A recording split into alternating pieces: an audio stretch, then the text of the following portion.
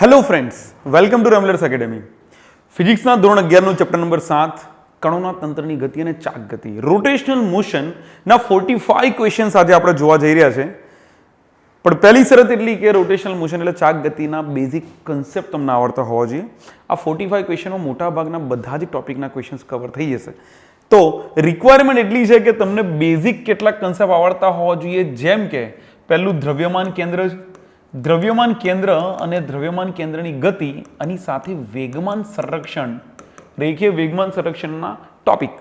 સંઘાત નામનો જે ટોપિક છે કોલિઝન, એને પણ આપણે આ ચેપ્ટરના ક્વેશ્ચન્સમાં લીધા છે. નો ડાઉટ એનસીઆરટીમાં એ ચેપ્ટર નંબર 6 કાર્ય ઉર્જા પાવરમાં હોય છે, પરંતુ આપણે ચાક ગતિના ચેપ્ટર અંદર એના ક્વેશ્ચન્સ કવર કરીશું, કારણ કે વેગમાનના કેટલાક કન્સેપ્ટ ઇન્ટરલિંક થતા હોય છે.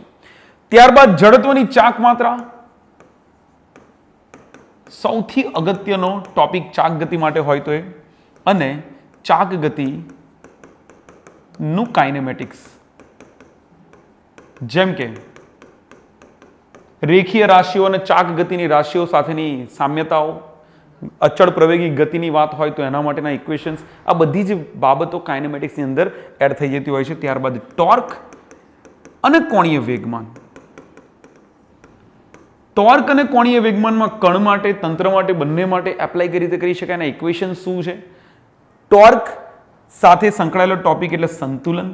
સંતુલનમાં રેખીય સંતુલન અને ચાક ગતિય સંતુલન એવા બે પ્રકારના સંતુલનની મદદથી દાખલાઓ સોલ્વ કરે છે, જેમાં ઉચ્ચાલનના સિદ્ધાંતનો પણ ઉપયોગ કરવામાં આવે છે. ગુરુત્વ કેન્દ્ર એવા ઘણા બધા નાના ટોપિક એની અંદર સંકળાયેલા હોય છે. કોણીય વેગમાન સાથે કોણીય વેગમાનનું સંરક્ષણ, કોણીય વેગમાન સંરક્ષણ ટોપિક પણ ખૂબ અગત્યનો ટોપિક છે, જેમાંથી મેજોરિટી ક્વેશ્ચન્સ આવતા તમને જોવા મળતા હોય છે. ત્યારબાદ અગત્યના ટોપિકમાં એક છે રોલિંગ મોશન, એટલે કે જેને આપણે ગબડતી ગતિ કહી શકીએ. ગબડતી ગતિ, ગબડતી ગતિની સાથે સાથે ઢાળ પરથી ગબડતા પદાર્થ હોય કે સમતલ માર્ગ પર ગબડતા પદાર્થ હોય, ચાક ગતિની વાત કરતા હોય, ચાક ગતિ ઉર્જા પ્લસ સ્થાનાંતરિત ગતિ ઉર્જા, મિશ્રિત ગતિઓની વાતના ઘણા જ બધા ક્વેશ્ચન્સ આપણને જોવા મળતા હોય છે. ઓકે, તો આ સાથે પાવર ને કાર્ય એવા નાના ટોપિક્સ જે બેઝિક પહેલા ભણ્યા હોય એ ચાક ગતિની અંદર એપ્લાય કરી શકાય છે. તો જોઈએ, શરૂઆત કરીએ 45 ક્વેશ્ચન જોવાની. ક્વેશ્ચન નંબર 1, પહેલો ક્વેશ્ચન આપણી સામે છે. ઓકે, ક્વેશ્ચન છે એમ દળ અને આર ત્રિજ્યાની પાતળી વર્તુળાકાર રિંગ અચળ કોણીય વેગ ઓમેગા સાથે તેની અક્ષ ફરતે ભ્રમણ કરે છે. તો એક રિંગ લીધી કે જેની ત્રિજ્યા છે સ્મોલ આર જેટલી, કેન્દ્ર છે ધારો કે ઓ, એનું ટોટલ દળ છે એમ જેટલું, અને અચળ કોણીય વેગ ઓમેગા સાથે ભ્રમણ કરે છે. ઓકે, ડિનોટ કર્યું આપણે. રિંગના બે લંબ વ્યાસના સામસામેના છેડે, રિંગના બે લંબ વ્યાસના સામસામેના છેડે એમ દળની 4 વસ્તુઓ કાળજીપૂર્વક મૂકવામાં આવે છે. એમ દળની, સ્મોલ એમ દળની 4 વસ્તુઓને કાળજીપૂર્વક મૂકવામાં આવે છે. તો રિંગનો કોણીય વેગ કેટલો થશે? શરૂઆતનો જે કોણીય વેગ હતો અને હવેનો જે કોણીય વેગ છે એ કેટલો છે? ક્વેશ્ચન જોઈને આઈડિયા આવવો જોઈએ કે ટોપિક કયો છે, કયા ટોપિકનો ક્વેશ્ચન છે. જે લિસ્ટ કર્યું હતું એમાંથી કયો ટોપિક કહેવાય? તો ઓબ્વિયસલી ઓમેગાની વાત છે, એમ છે, આર છે. જડત્વની ચાક માત્રા બદલાઈ રહી છે, તો બદલાશે શું? કોણીય વેગમાન જે છે એ પ્રારંભિક જે હતું એ અંતિમ કોણીય વેગમાન પણ સમાન જ રહેવું જોઈએ. તો ટોપિક થયો કોણીય વેગમાન સંરક્ષણ. કોણીય વેગમાન સંરક્ષણ પરથી શું લખી શકાય? કોણીય વેગમાન સંરક્ષણ પરથી લખી શકાય કે પ્રારંભિક જે કોણીય વેગમાન હતું અંતિમ કોણીય વેગમાન એ જ થવું જોઈએ. ભલે ને જડત્વની ચાક માત્રા I બદલાય, ઓમેગા બદલાય, પરંતુ I1 omega is equal to I2 omega 2. હવે વિચારો, omega is equal two omega 1 is equal two omega છે, ઓમેગા 2 ફાઇન્ડ કરવાનું છે. I1 એટલે કે આ 4 એમ દળની વસ્તુઓ મૂકતા પહેલાનું એનું જડત્વની ચાક માત્રા કેટલી હશે? તો સર રિંગ છે, એના કેન્દ્રમાંથી એની જે અક્ષ છે એમાંથી પસાર થતી જડત્વની ચાક માત્રા એટલે capital M small r square. પરંતુ આ 4 એમ દળના પદાર્થ ત્યાં કાળજીપૂર્વક મૂકવાથી નવી જડત્વની ચાક માત્રા કેટલી થાય? તો ઓરિજિનલ mr² તો ખરું જ. દરેક દળ કેન્દ્રથી r જેટલા લંબ અંતરે છે, બધાના અંતર લંબ અંતર r જેટલા હોવાથી દરેકે દરેક માટે small m r square add કરી શકાય, પણ 4 દળ હોવાથી 4 m r સ્ક્વેર. તો જડત્વની ચાક માત્રા બદલાઈ છે. મૂકો કિંમતો. I1 ના સ્થાને મુકાશે capital M r square into omega is equal to I2 ના સ્થાને મુકાશે m r square plus 4 small m r square અને ઓમેગા 2 ની જગ્યાએ ઓમેગા ડેશ લખી દઈએ કે જે આપણે શોધવાનું છે. ઓકે, ઓમેગા ડેશને કરતા બનાવો તો omega dash is equal to left hand side જે હતું m r square into omega whole divided by capital M r square plus 4m small r square. r square cancelled out. So omega dash would become m omega whole divided by capital M plus 4 into small m. તો કેટલો basic અને simple question છે. Options check કરો. Second નંબરનો option સાચો option છે. તમારે concept વિચારવાનો. ક્વેશ્ચન વાંચીને શું તમને આઈડિયા આવ્યો કે ભાઈ કોણીય વેગમાનનું સંરક્ષણ થશે I1 omega 1 is equal to I2 omega 2 કરવાનું છે. જડત્વની ચાક માત્રા કઈ રીતે બદલાય? તો આવા એક ક્વેશ્ચન સોલ્વ કરવાથી બીજા 10 ક્વેશ્ચન તમે ઇઝીલી સોલ્વ કરી શકો છો. Let's move forward. Second question. એક કણ કોણીય વેગમાન. ભાઈ પોઝ કરીને પહેલા ક્વેશ્ચન તમારે જાતે સોલ્વ કરવાનો પ્રયત્ન કરવો જ જોઈએ. ઓકે, પછી વિચારો કે તમને આઈડિયા આવે છે કે નહીં કે ક્વેશ્ચન કયા ટોપિકનો છે ને કઈ રીતે સોલ્વ કરવો જોઈએ. એક કણ કોણીય વેગમાન L સાથે નિયમિત વર્તુળાકાર ગતિ કરે છે. ઓકે, કણની ગતિ છે નિયમિત વર્તુળાકાર ગતિ અને એનું કોણીય વેગમાન છે L. જો કણની ગતિની આવૃત્તિ બમણી કરવામાં આવે તો ગતિની આવૃત્તિ f dash is equal two 2f થાય. જો આવૃત્તિ બમણી થાય તો કોણીય આવૃત્તિ ઓમેગા ડેશ પણ બમણું જ થાય અને તેની ગતિ ઉર્જા અડધી કરવામાં આવે છે. મૂળ ગતિ ઉર્જા ધારો કે k છે અને k ડેશ કેટલું થયું તો કે k ના છેદમાં 2 કરી દીધું. તો કોણીય વેગમાન કેટલું થશે? ઓરિજિનલ કોણીય વેગમાન L1 બરાબર ધારો કે L છે તો L2 બરાબર અથવા તો આપણે એને L ડેશ બરાબર કેટલા થાય એવું વિચારી લેવું છે. સવાલ બહુ સિમ્પલ છે. કોણીય વેગમાન મૂળ L છે પરંતુ એની આવૃત્તિ બદલી છે ઓમેગા, ગતિ ઉર્જા બદલી છે k. તો હવે કોણીય વેગમાન કેટલું થાય? તો તમારે રિલેશન બનાવવું પડશે. કોની વચ્ચેનું રિલેશન? કોણીય વેગમાન L અને ગતિ ઉર્જા વચ્ચેનું રિલેશન કે જેની અંદર ઓમેગા પણ આવવું જોઈએ. જ્યારે આ ટાઈપના ઘણા બધા ક્વેશ્ચન તમે અલગ અલગ ચેપ્ટર્સમાં જોતા હશો. આ આટલું કર્યું, આ અડધું કર્યું, આ બમણું કર્યું, આ 3 ગણું કર્યું, આ ચોથા ભાગનું કર્યું, તો પેલી રાશિ કેટલી થાય? તમારે સિમ્પલી જેટલી પણ રાશિ આવી છે એમને જોડતું સમીકરણ બનાવવું પડે. સર એલના કયા ઇક્વેશનમાં ઓમેગા આવે છે? તો ભાઈ કોણીય વેગમાનનું બહુ જ ફેમસ ઇક્વેશન જે હમણાં જ આપણે ઉપયોગમાં લીધું આગલા ક્વેશ્ચનમાં L equal to I omega. Okay sir, અહીંયા ઓમેગાની વાત છે તો ઓમેગા અને L વચ્ચેનો સંબંધ તો થઈ ગયો, પણ અહીંયા I નો તો કોઈ જગ્યાએ ઉલ્લેખ જ નથી. આપણે ઉલ્લેખ જોઈએ છે ગતિ ઉર્જા k નો, તો આના પરથી k પણ મળી શકે. વિચારો કેમનું મળે? સર 1/2 I ઓમેગા સ્ક્વેર હોય ને તો, પણ sir 1/2 I omega square k તો બની જાય પણ 2 હતું નહીં ને આપણે 2 લાયા છીએ પિક્ચરમાં, તો 2 વડે ગુણી કાઢો. ઓમેગાનો સ્ક્વેર કર્યો છે તો ઓમેગા વડે ભાગી નાખો. ઓમેગા ઓમેગા જશે 2 જશે તો બચશે તો માત્ર ને માત્ર I ઓમેગા.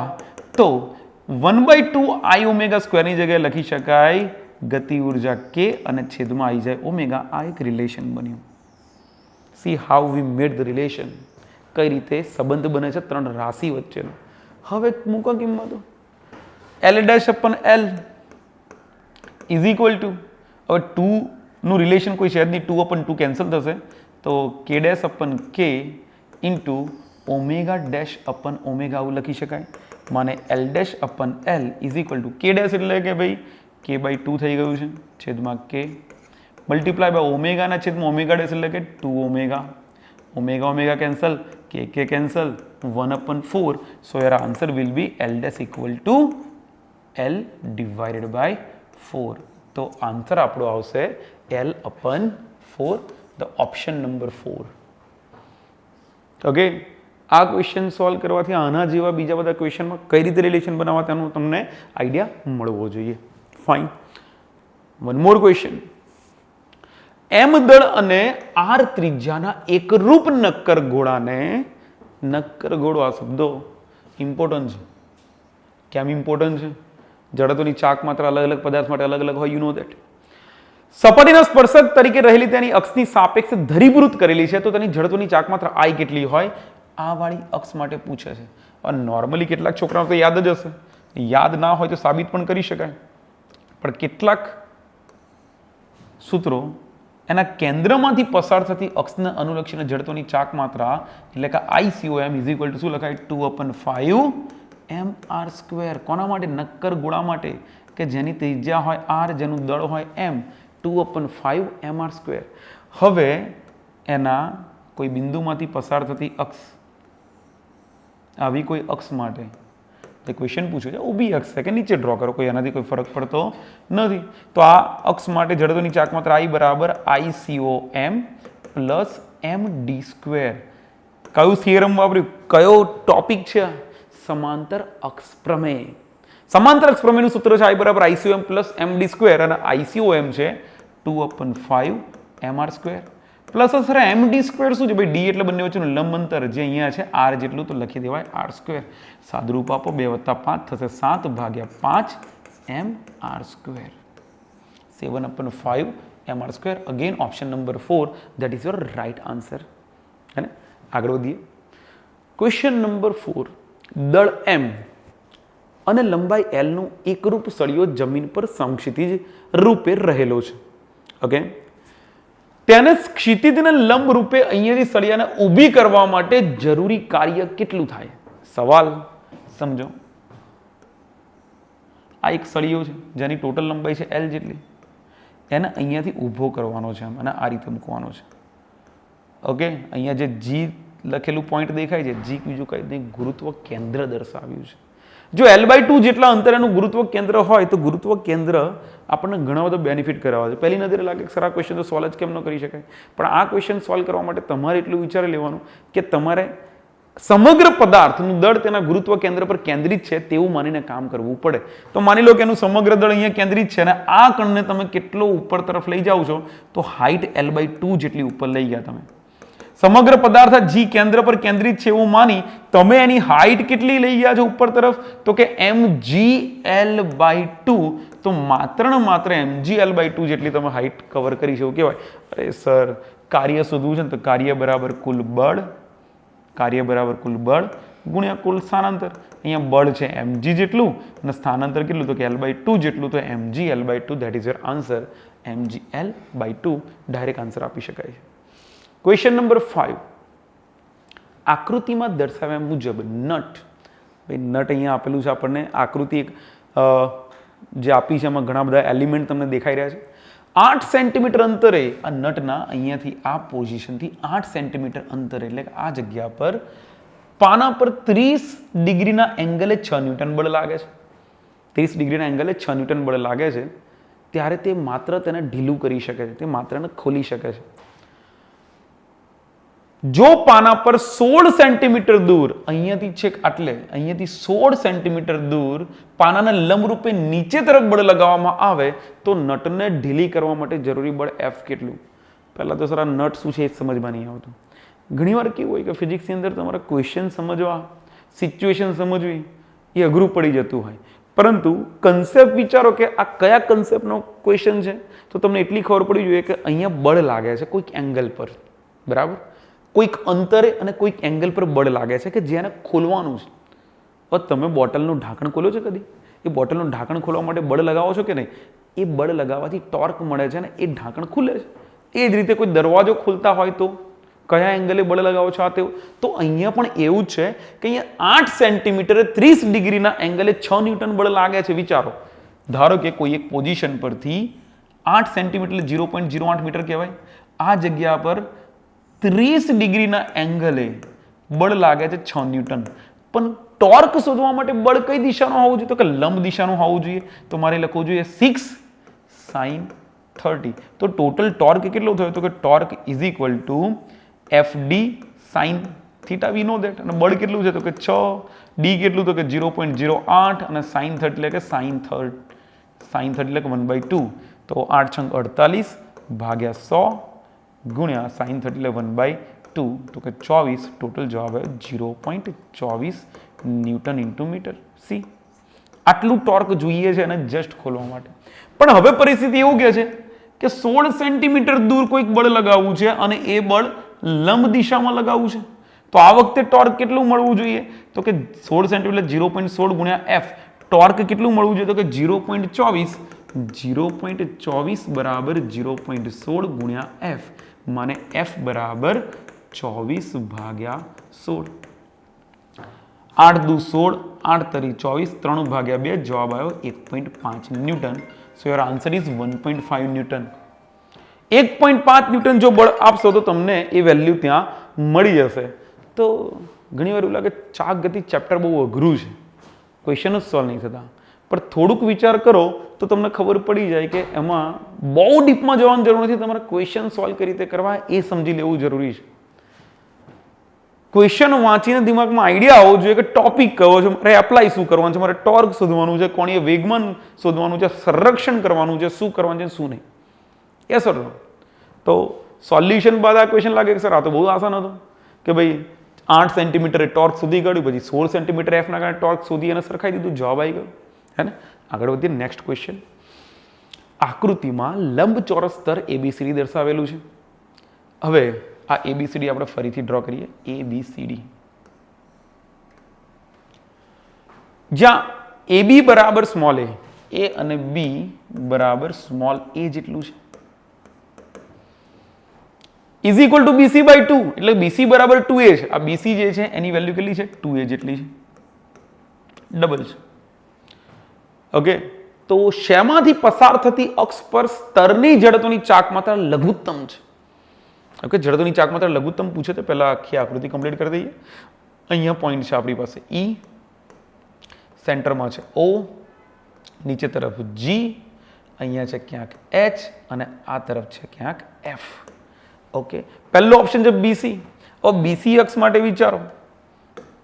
આ BC અક્ષ જે છે એ BC અક્ષ માટે વિચારો તો BC અક્ષ માટે IBC બરાબર ભાઈ આ એક સળિયો છે એવું માની લો, અને એ સળિયાના એક કોર્નર પર એ સળિયાની લંબાઈ છે ધારો કે એ જેટલી નાના એક કોર્નર પર છે, તો ma²/3 ma²/3 એવું જડત્વની ચાક માત્રા તમને મળે. યાદ કરો, સળિયાના કોર્નર પર, બરાબર. તો ધારો કે આ એ લંબાઈનો સળિયો છે તો એના કોર્નર પર ma²/3 થાય. બીજી અક્ષ કઈ છે તો કે બીજી અક્ષ કે છે AB. AB માટે શું થાય તો કે AB આ રહ્યું. સર આ પણ સળિયાનો કોઈ કોર્નર છે તો IAB is equal to what તો કે આ 2a લંબાઈનો સળિયો હોય એવું લાગે છે તો m into 2a² divided by 3, તો એનો આન્સર થાય 2 દુ 4 4ma²/3. ઓકે, બીજી અક્ષ કઈ છે જો HF. HF ક્યાં દેખાય છે તો કે સર સેન્ટરમાં અહીંયા HF આ વાળી. તો એ કેન્દ્રમાંથી પસાર થાય છે કઈ લંબાઈના? એ લંબાઈના. તો IHF ઇઝ ઇક્વલ ટુ શું લખાશે તો કે ma²/12 અને બીજી અક્ષ કઈ છે તો કે છેલ્લું છે EG. EG એટલે કે આ સેન્ટરમાંથી અહીંથી આમ પસાર થાય છે. ઓકે, તો IEG is equal to what? IEG બરાબર તો કે આ 2a ના સેન્ટર પર્સનમાંથી છે તો m into 2a² that is equal to 4ma²/12 that is equal to ma²/3. તો IEG ma²/3 મળ્યું. બોલો સૌથી નાનામાં નાની વેલ્યુ કોની છે? ma²/3 ma²/3 આ બે તો સરખા છે, બરાબર. 4ma²/3 આ સૌથી મોટું છે અને ma²/12 આ સૌથી નાનું છે. તો IHF is equal two ma²/12 એ સૌથી નાનું છે. તો આ number option number 3 is the right answer. આ રીતે શોધવું પડે, બીજો કોઈ ઓપ્શન જ નથી. સળિયો માની લેવાનું છે, સળિયાની જડત્વની ચાક માત્રા ખબર હોવી જોઈએ. સેન્ટરમાંથી ma²/12, સાઈડ પર ma²/3, એની જગ્યાએ ક્યાંક 2a મૂકવાનું છે. આગળ વધીએ. Next question, question number 7. એક રિંગ ત્રાંસા સમતલ પર સરક્યા વગર નીચે ગબડવા માટે t1 સેકન્ડ સમય લે છે. ઓકે ભાઈ, સમતલ ઢાળ પર, ત્રાંસા સમતલ ઢાળ પર ધારો કે એંગલ થીટા છે અને અહીંયાથી રિંગ ગબડે છે, સરક્યા વિના ગબડે છે, અને સરક્યા વિના ગબડતી આ રિંગ છે એ રિંગને નીચે પહોંચવા માટે સમય લાગે છે t1. તો ભાઈ આ સમય t1 જે લાગે છે સમય માટેનું સમીકરણ શું બને? ગબડતી ગતિની અંદર કેટલાક ઇક્વેશન યાદ રાખવા છે. ગતિ ઉર્જાથી લઈ, વેગથી લઈ, પ્રવેગથી લઈ, જરૂરી ઘર્ષણ એની શરત આ બધી વસ્તુ થિયરીમાં આવતી હોય છે અને અહીંથી નીચે પહોંચવા માટે લાગતો સમય કેટલો, તે સમય માટેનું ઇક્વેશન છે 1/sin θ under root 2h/g in bracket 1+k²/r², જ્યાં r k જે છે એ ચક્રાવર્તનની ત્રિજ્યા છે, h એ ઢાળની ઊંચાઈ છે અને થીટા એ ઢાળનો એંગલ છે. હવે અહીંયા T1 આપ્યું છે કે ભાઈ આપણને T1 સમય લાગે છે, ઓકે ફાઇન, પરંતુ આ T1 સમય માટે બાકીની બધી કિંમતો અંદર વેલિડ, પરંતુ આ રિંગ માટે ચક્રાવર્તનની ત્રિજ્યા કેટલી? રિંગ માટે જડત્વની ચાક માત્ર આપણને ખબર છે I બરાબર mr², તો I બરાબર mr² હોય તો k બરાબર m હટાવો r² નું વર્ગમૂળ એટલે કે k બરાબર સ્મોલ r થાય. k ની વેલ્યુ જો સ્મોલ r મૂકી દેવામાં આવે તો આપણને સમય મળે T1 બરાબર 1/sin θ under root 2h/g in bracket 1+r²/r². તો k ની જગ્યાએ r મૂકો તો r² કેન્સલ થાય તો 1+1 બચશે, તો 1+1 that is 2, 2 × 2 4, તો T1 = 4 નું વર્ગમૂળ થઈ જાય તો 2 બહાર આવી જાય તો 2/sin θ અંડર રૂટ h/g આવું ઇક્વેશન લખી શકાય. આ થયું T1. કયો કેસ છે? તો કે સરક્યા વિના ગબડવા માટે. આ કેસ જે છે શાના માટે છે? સરક્યા વિના ગબડવા માટે. ક્વેશ્ચન આગળ વાંચીએ.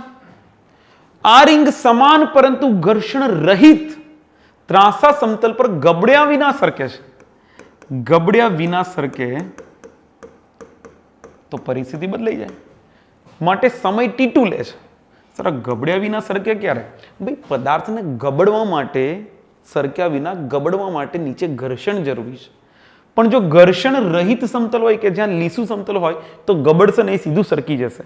જો સીધું સરકી જશે તો T2 ના ઇક્વેશનની અંદર 1/sin θ under root 2h/g in bracket 1+k²/r² માં 0 લખવું પડશે. કેમ સર? કારણ કે ગબડ્યા વિના જ્યારે સરકે છે ને પદાર્થ ગબડતો નથી તો k બરાબર 0. ગબડે તો જડત્વની ચાક માત્ર હોય, ગબડે તો ચક્રાવર્તન, પરંતુ એ ગબડ્યા વિના સરકે છે એટલે k બરાબર 0. તો T2 બરાબર આપણને મળશે 1/sin θ અંડર રૂટ 2h/g. બસ તમારે ગુણોત્તર લેવાનો છે T1/T2, તો T1 અને T2 નો ગુણોત્તર લઈ લો તમને આન્સર મળી જાય. T1 / T2, T1 છે 2/sin θ under root h/g whole divided by 1/sin θ under root 2h/g. sin θ cancel, h g cancel. Your answer is 2/√2. 2/√2 that is equal to ઉપર 2 છે અને √2 × √2 લખી શકાય તો √2/1 that is your answer. Answer number 2 √2/1. Okay, one good question. Rolling motion માંથી એક સારો question કહી શકાય. Question number 8. 10 કિલોગ્રામ દળ અને ડેટા લખતા જઈએ. 10 કિલોગ્રામ દળ અને ચક્રાવર્તનની ત્રિજ્યા k બરાબર 50 મીટર ધરાવતા ઉડ્ડયન ચક્રને, ફ્લાયવ્હીલની વાત કરી રહ્યા છે, 10⁵ ન્યૂટન ઇન્ટુ મીટરનું બળયુગ્મ એટલે કે ટોર્ક, 10⁵ ન્યૂટન ઇન્ટુ મીટરનું બળયુગ્મ લગાડવામાં આવે છે તો ચક્રનો કોણીય પ્રવેગ આલ્ફા કેટલો થાય? વિચારો કયો ક્વેશ્ચન કે કયો ટોપિક કહેવાય? તો ભાઈ ટોર્ક જે છે આલ્ફા શોધવું છે તો ટોર્ક પરથી tau is equal two I alpha, હે ને? તો આલ્ફા બરાબર ટોર્ક ટાઉ/i. તો બસ તમારી પાસે ટોર્ક ટાઉ આપેલું છે પણ આઈ નથી આપ્યું. ભાઈ આઈ બરાબર એક જનરલ ઇક્વેશન આઈ બરાબર mk² લખાય, તો અહીંયા m આપ્યું છે અને k આપ્યું છે તો મૂકો વેલ્યુ આઈ બરાબર mk², તો આલ્ફા બરાબર torque tau divided by mk². ટાઉની વેલ્યુ કેટલી છે? 10⁵. દળ કેટલું છે? m બરાબર 10 કિલોગ્રામ. k² એટલે કોનો વર્ગ? તો 50 નો વર્ગ, તો 50 × 50 લખી દો. 10⁵ છેદમાં 5 × 5 25 ગુણ્યા 10 ની અહીંયા 1 2 3 10⁵. ભાઈ 10⁵ ભાગ્યા 10⁵ એટલે અંશમાં 10⁵ બચ્યું એટલે કે 100 બચ્યા. 100/25, 25 ચોકું 100. જવાબ આવ્યો તમારો 4 રેડિયન/સેકન્ડ². ફિનિશ. અને બે ઇક્વેશન મૂકી અને તમારે જવાબ લાવવાનો હતો. Question number 9. નક્કર ગોળાની ભ્રમણ અને સ્થાનાંતરિત ગતિ ઉર્જાનો ગુણોત્તર કેટલો? એક જ લાઈનનો ક્વેશ્ચન. નક્કર ગોળા માટે ભ્રમણ અને સ્થાનાંતરિત ગતિ ઉર્જા. ભાઈ નક્કર ગોળા માટે સૌથી પહેલા છે ને જડત્વની ચાક માત્રા I બરાબર 2/5 mr². એની ભ્રમણ અને સ્થાનાંતરિત, ભ્રમણ એટલે ગતિ ઉર્જા પણ કઈ, તો કે રોટેશનલ ગતિ ઉર્જા. તો ભાઈ રોટેશનલ ગતિ ઉર્જા એટલે 1/2 I ω² લખાય. ઓકે. અને સ્થાનાંતરીય, સ્થાનાંતરીય એટલે કે ટ્રાન્સલેશનલ, સ્થાનાંતરિત ગતિ ઉર્જા એટલે કે 1/2 mv². બંનેનો ગુણોત્તર શોધવાનો છે. તો ભાઈ કે રોટ અપન કે ટ્રાન્સ, ગુણોત્તર લઈ લો. ગુણોત્તર થશે 1/2 I ω². ભાઈ I માને અગેન mk², હે ને, પરંતુ અહીંયા ડાયરેક્ટ કિંમત છે, કિંમત મૂકી દો. 2/5 mr² ઇન્ટુ ઓમેગા. સર આ ઓમેગા v બરાબર r ઓમેગા થાય તો ઓમેગા બરાબર v અપન r ના થાય?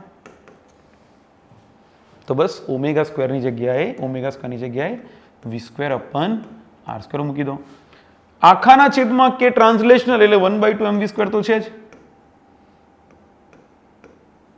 r² ગયા, mm ગયા, v² ગયા, આ 2 ગયા, તો જવાબ શું આવ્યો? છેદનો છેદંશમાં અંશનો છેદમાં 2/5. 2/5 આ તમારો ડાયરેક્ટ જવાબ. કોઈ પણ ડેટાની જરૂર નથી, બધા ડેટા કેન્સલ આઉટ થાય છે. Question number 10. 10 કિલોગ્રામ દળ m બરાબર, ભાઈ મજાનું ચેપ્ટર છે કે નહીં? ચાક ગતિ. ક્વેશ્ચન ઘણા બધા ક્વેશ્ચન એવો પણ લાગશે, ટફ લાગશે બહુ. તો અમુક એટલા સિમ્પલ ક્વેશ્ચન, ઇક્વેશન યાદ હોય કામ થઈ જાય તમારું. યસ ઓર નો? ધ્યાન આપો. 10 કિલોગ્રામ દળના એક ચક્રની તેની પોતાની અક્ષની સાપેક્ષે જડત્વની ચાક માત્રા I બરાબર 160 કિલોગ્રામ મીટર² છે. તો એની ચક્રાવર્તનની ત્રિજ્યા કેટલી થાય? લો આ ક્વેશ્ચનમાં શું કરીશું? ભાઈ સીધી વાત છે. I બરાબર mk². ચક્રાવર્તનની ત્રિજ્યા શોધવી હોય તો k² બરાબર I ના છેદમાં m. પહેલા તો m વડે ભાગી નાખો ને પછી વર્ગમૂળ કરી દો. I ની વેલ્યુ છે 160 ભાગ્યા દળ m છે 10 કિલોગ્રામ, 0 ગયા, k² બરાબર 16, તો k બરાબર ±4. આવા ક્વેશ્ચન સોલ્વ કરવાની તો શરમ આવી જોઈએ, હે ને? યસ, આગળ વધીએ.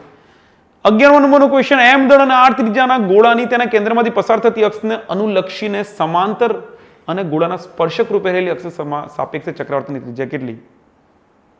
અગેન હમણાં સોલ્વ કર્યો ક્વેશ્ચન. ગોળાની વાત છે. m દળ અને r ત્રિજ્યા ધરાવતા ગોળાની તેના કેન્દ્રમાંથી પસાર થતી અક્ષને સમાંતર અને ગોળાના સ્પર્શક રૂપે રહેલી અક્ષને સાપેક્ષે. ભાઈ પહેલા તો આના માટે I બરાબર કેટલું થાય જોઈ લો. તો કે ICOM = 2/5 mr² છે. એને લંબ રૂપે r જેટલા અંતરે રહેલી અક્ષ માટે જડત્વની ચાક માત્રા એટલે ICOM 2/5 mr² plus md², d ની જગ્યાએ r² કરી દો એટલે જવાબ આવ્યો 7/5 mr². આ થઈ જડત્વની ચાક માત્રા. એના પરથી ચક્રાવર્તનની ત્રિજ્યા જોઈ તો પહેલા તો દળ m ને વડે ભાગી નાખો ને બાકીનું જે બચ્યું એનું વર્ગમૂળ લઈ લો. તો વર્ગમૂળ 7/5 12 આવશે r. 7/5 × r. That is your answer.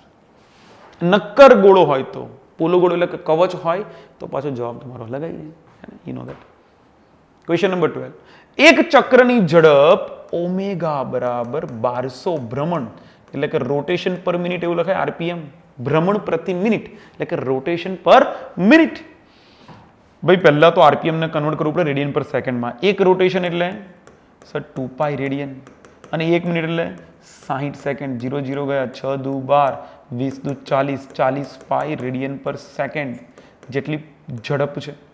તેને 4 રેડિયન પર સેકન્ડ સ્ક્વેરના દરે ધીમું કરવામાં આવે છે. તો આલ્ફા બરાબર -4 રેડિયન પર સેકન્ડ સ્ક્વેર. કેમ માઇનસ લખી? અરે ભાઈ ધીમું કરવામાં આવે છે તે આલ્ફા પ્રતિ પ્રવેગ છે, એક રીતે એવું કહી શકાય.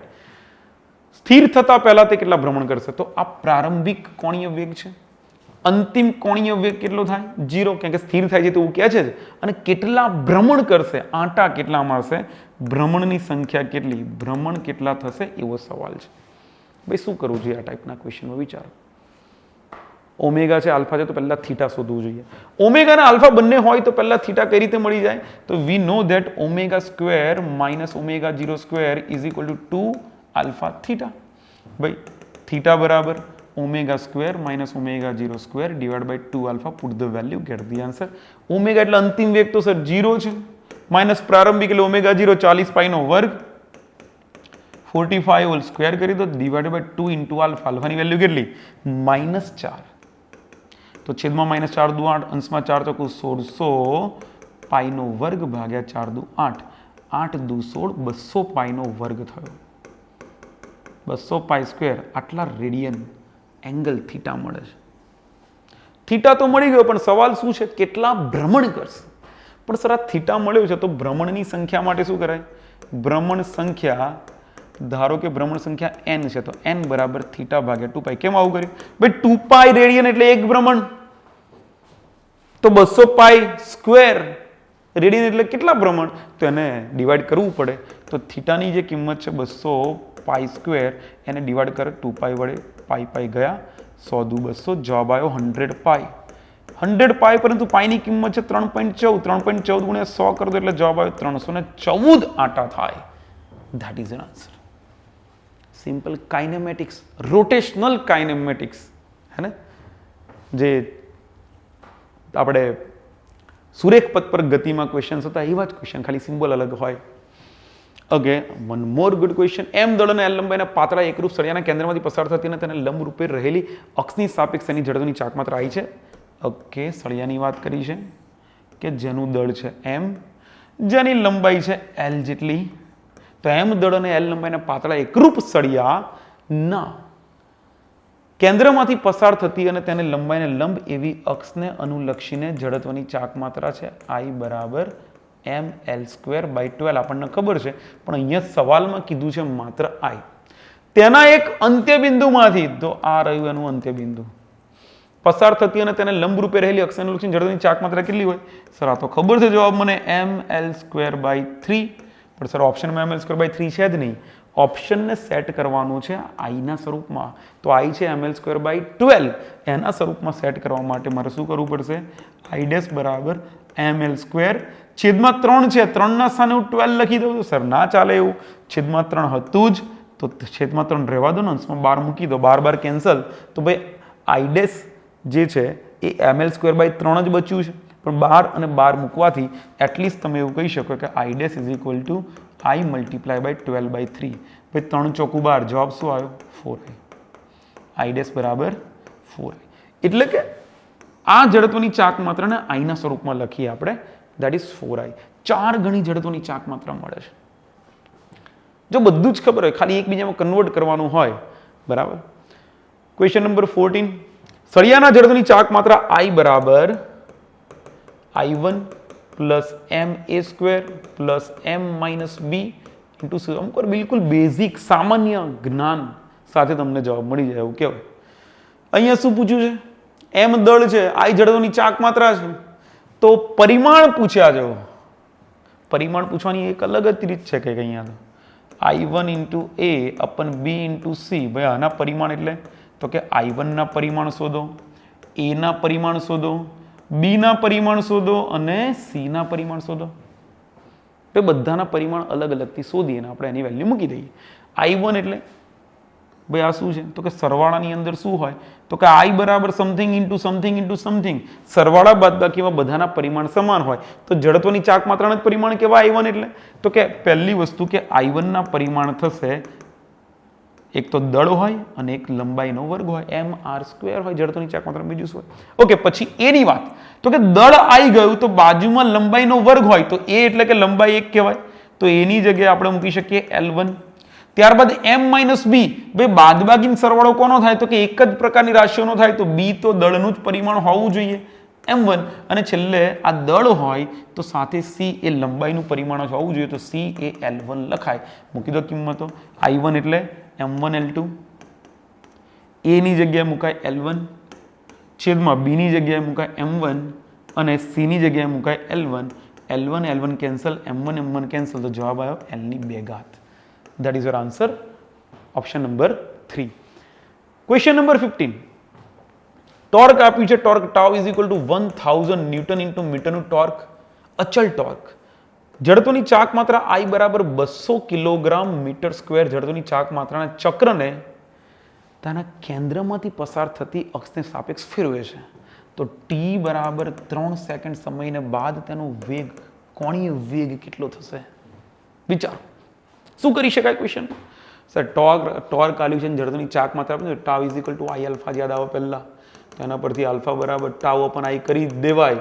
સર ટોર્ક ટાઉ છે 1000 અને આઈ આપ્યું છે 200, 0 0 0 0 ગયા તો 5 રેડિયન પર સેકન્ડ. અરે યાર, હે ને આવી જવું જોઈએ જવાબ ફટાફટ. શું મળે? Omega is equal two omega 0 plus alpha T. શરૂઆતની કોઈ વાત નથી કરી, શરૂઆતમાં માની લો કે એ 0 છે તો 5 મલ્ટીપ્લાય બાય 3 સેકન્ડ, 5 તરી 15 રેડિયન પર second. Finish. Move forward. 2.7 metre ઊંચાઈના ત્રાંસા સમતલની ટોચ પાસે સ્થિર રહેલો નક્કર નળાકાર સરક્યા વિના નીચે ગબડે છે. જો હાઈટ કેટલી છે? 2.7 મીટરની ઊંચાઈ છે. ત્રાંસા સમતલની ટોચ પાસે સ્થિર રહેલો નક્કર નળાકાર છે ભાઈ. નક્કર નળાકાર અહીંયાથી ગબડે છે નીચે, બરાબર. નળાકારને આપણે ફ્રન્ટમાંથી જોઈએ ને નળાકાર છે એવું જ માની લો, બરાબર. આ નળાકાર અહીંયાથી ગબડે છે. ક્વેશ્ચન વાંચવો પડશે, શાંતિથી સમજવો પડશે. જો સમાન નળાકાર ઘર્ષણ રહિત ત્રાંસા સમતલ પર નીચે સરકે અને ત્રાંસા સમતલના તળિયે ગબડતા નળાકારના દ્રવ્યમાન કેન્દ્ર દ્વારા જેટલો વેગ પ્રાપ્ત થાય તેટલો સમાન વેગ પ્રાપ્ત કરે તો તે માટે ત્રાંસા સમતલની ઊંચાઈ કેટલી હોવી જોઈએ? ઓપ્શનમાં જો બે આન્સર છે ઓપ્શનમાં. પહેલા વેગ છે અને પછી મીટર છે. ક્વેશ્ચન શું કહેવા માંગે છે સમજો. ઊંચાઈ આપી છે, ત્રાંસા સમતલની ટોચ પાસે સ્થિર રહેલો નક્કર નળાકાર સરક્યા વગર નીચે ગબડે છે. જ્યારે સરક્યા વિના નીચે ગબડે છે ને, સરક્યા વિના નીચે ગબડે તે માટે ભાઈ એની મૂળ જે ઊંચાઈ પર જે સ્થિતિ ઉર્જા છે કેટલી છે? mgh. એ તમામ સ્થિતિ ઉર્જા કન્વર્ટ થાય છે ગતિ ઉર્જાની અંદર, પણ ગતિ ઉર્જા બે પ્રકારની છે. એક 1/2 mv² સ્થાનાંતરિત ગતિ ઉર્જા અને બીજી 1/2 I ઓમેગા સ્ક્વેર ચાક ગતિ ઉર્જા, રોટેશનલ કાઇનેટિક એનર્જી. બંનેમાં કન્વર્ટ થાય. પણ ભાઈ mgh તો mgh છે 1/2 mv² ની સાથે સાથે, બરાબર. 1/2 I ઓમેગા સ્ક્વેર, આની જગ્યાએ શું મુકાય? mk². k એટલે ભાઈ નળાકાર માટે કયો નળાકાર છે? નક્કર નળાકાર છે. નક્કર નળાકાર માટે શું થાય? mr²/2. જડતાની ચાક માત્રા કેટલી એના માટે? mr²/2. તો mr²/2 અને ઓમેગા સ્ક્વેરની જગ્યાએ v² અપન r². r² ગયા. ભાઈ બધી બાજુ દળ m પણ કેન્સલ થાય છે, તો બાકી બચે છે શું? તો કે gh બરાબર v²/2 પ્લસ v²/4. તો આમાંથી v² કોમન કાઢો તો અંદર શું બચે? 1/2 plus 1/4, that is 4 into 2 plus 1 એટલે કે 3/4. 1/2 plus 1/4 કેટલા થાય? તો કે 4 ઉપર 2 અને 1 એટલે કે 3/4. તો ભાઈ v² ને કરતા બનાવી દો તો તમને મળી જાય v² બરાબર 4/3 gh ઇન્ટુ gh. હવે g ની વેલ્યુ 10 લઈ લો અને h ની વેલ્યુ 2.7 લઈ લો. 2.7 એટલે 27/10 થાય. 0 0 કેન્સલ. 3 9 27, 9 ચોકુ 36, v² બરાબર 9 ચોકુ 36, તો વેગ v બરાબર 6 મીટર પર સેકન્ડ. તો હકીકતમાં ક્વેશ્ચનમાં એ કદાચ લખાયું નથી, પરંતુ પહેલો સવાલ જે માગે છે કે નળાકાર નીચે આવે છે ત્યારે એને કેટલો વેગ મળે છે, એના દ્રવ્યમાન કેન્દ્ર જે છે એને નીચે પહોંચતા વેગ કેટલો મળે છે? 6 મીટર પર સેકન્ડ. તો આ 6 મીટર પર સેકન્ડ વાળો જવાબ સાચો હોવો જોઈએ. પણ બીજો સવાલ આની અંદર એ પૂછે છે કે જો સમાન નળાકાર, આ જ નળાકાર ઘર્ષણ રહિત ત્રાંસા સમતલ પર નીચે સરકે અને સમતલના તળિયે ગબડતા નળાકારના દ્રવ્યમાન કેન્દ્ર દ્વારા જેટલો વેગ પ્રાપ્ત થાય એટલો જ વેગ પ્રાપ્ત કરે, મતલબ કે ગબડવાની જગ્યાએ સરકે, ગબડ્યા વિના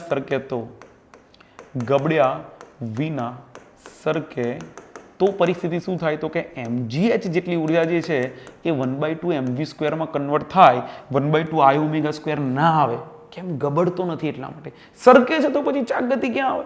તો ચાક ગતિ ઉર્જા ના હોય. m cancel. ના, આ વખતે જો વેગ એ 6 મીટર પર સેકન્ડ જ હોય તો હાઈટ h કેટલી હોવી જોઈએ? તો હાઈટ h બરાબર v² અપન 2 into g.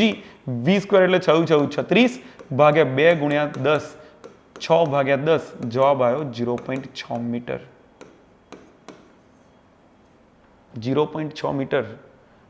Late me check the calculations again. 36/2 એટલે 18 દુ 36 થાય. અહીંયા ક્યાં 6 લખી દીધા? 18 દુ 36 થાય. 18/10 એટલે જવાબ આવે h બરાબર 1.8 metre.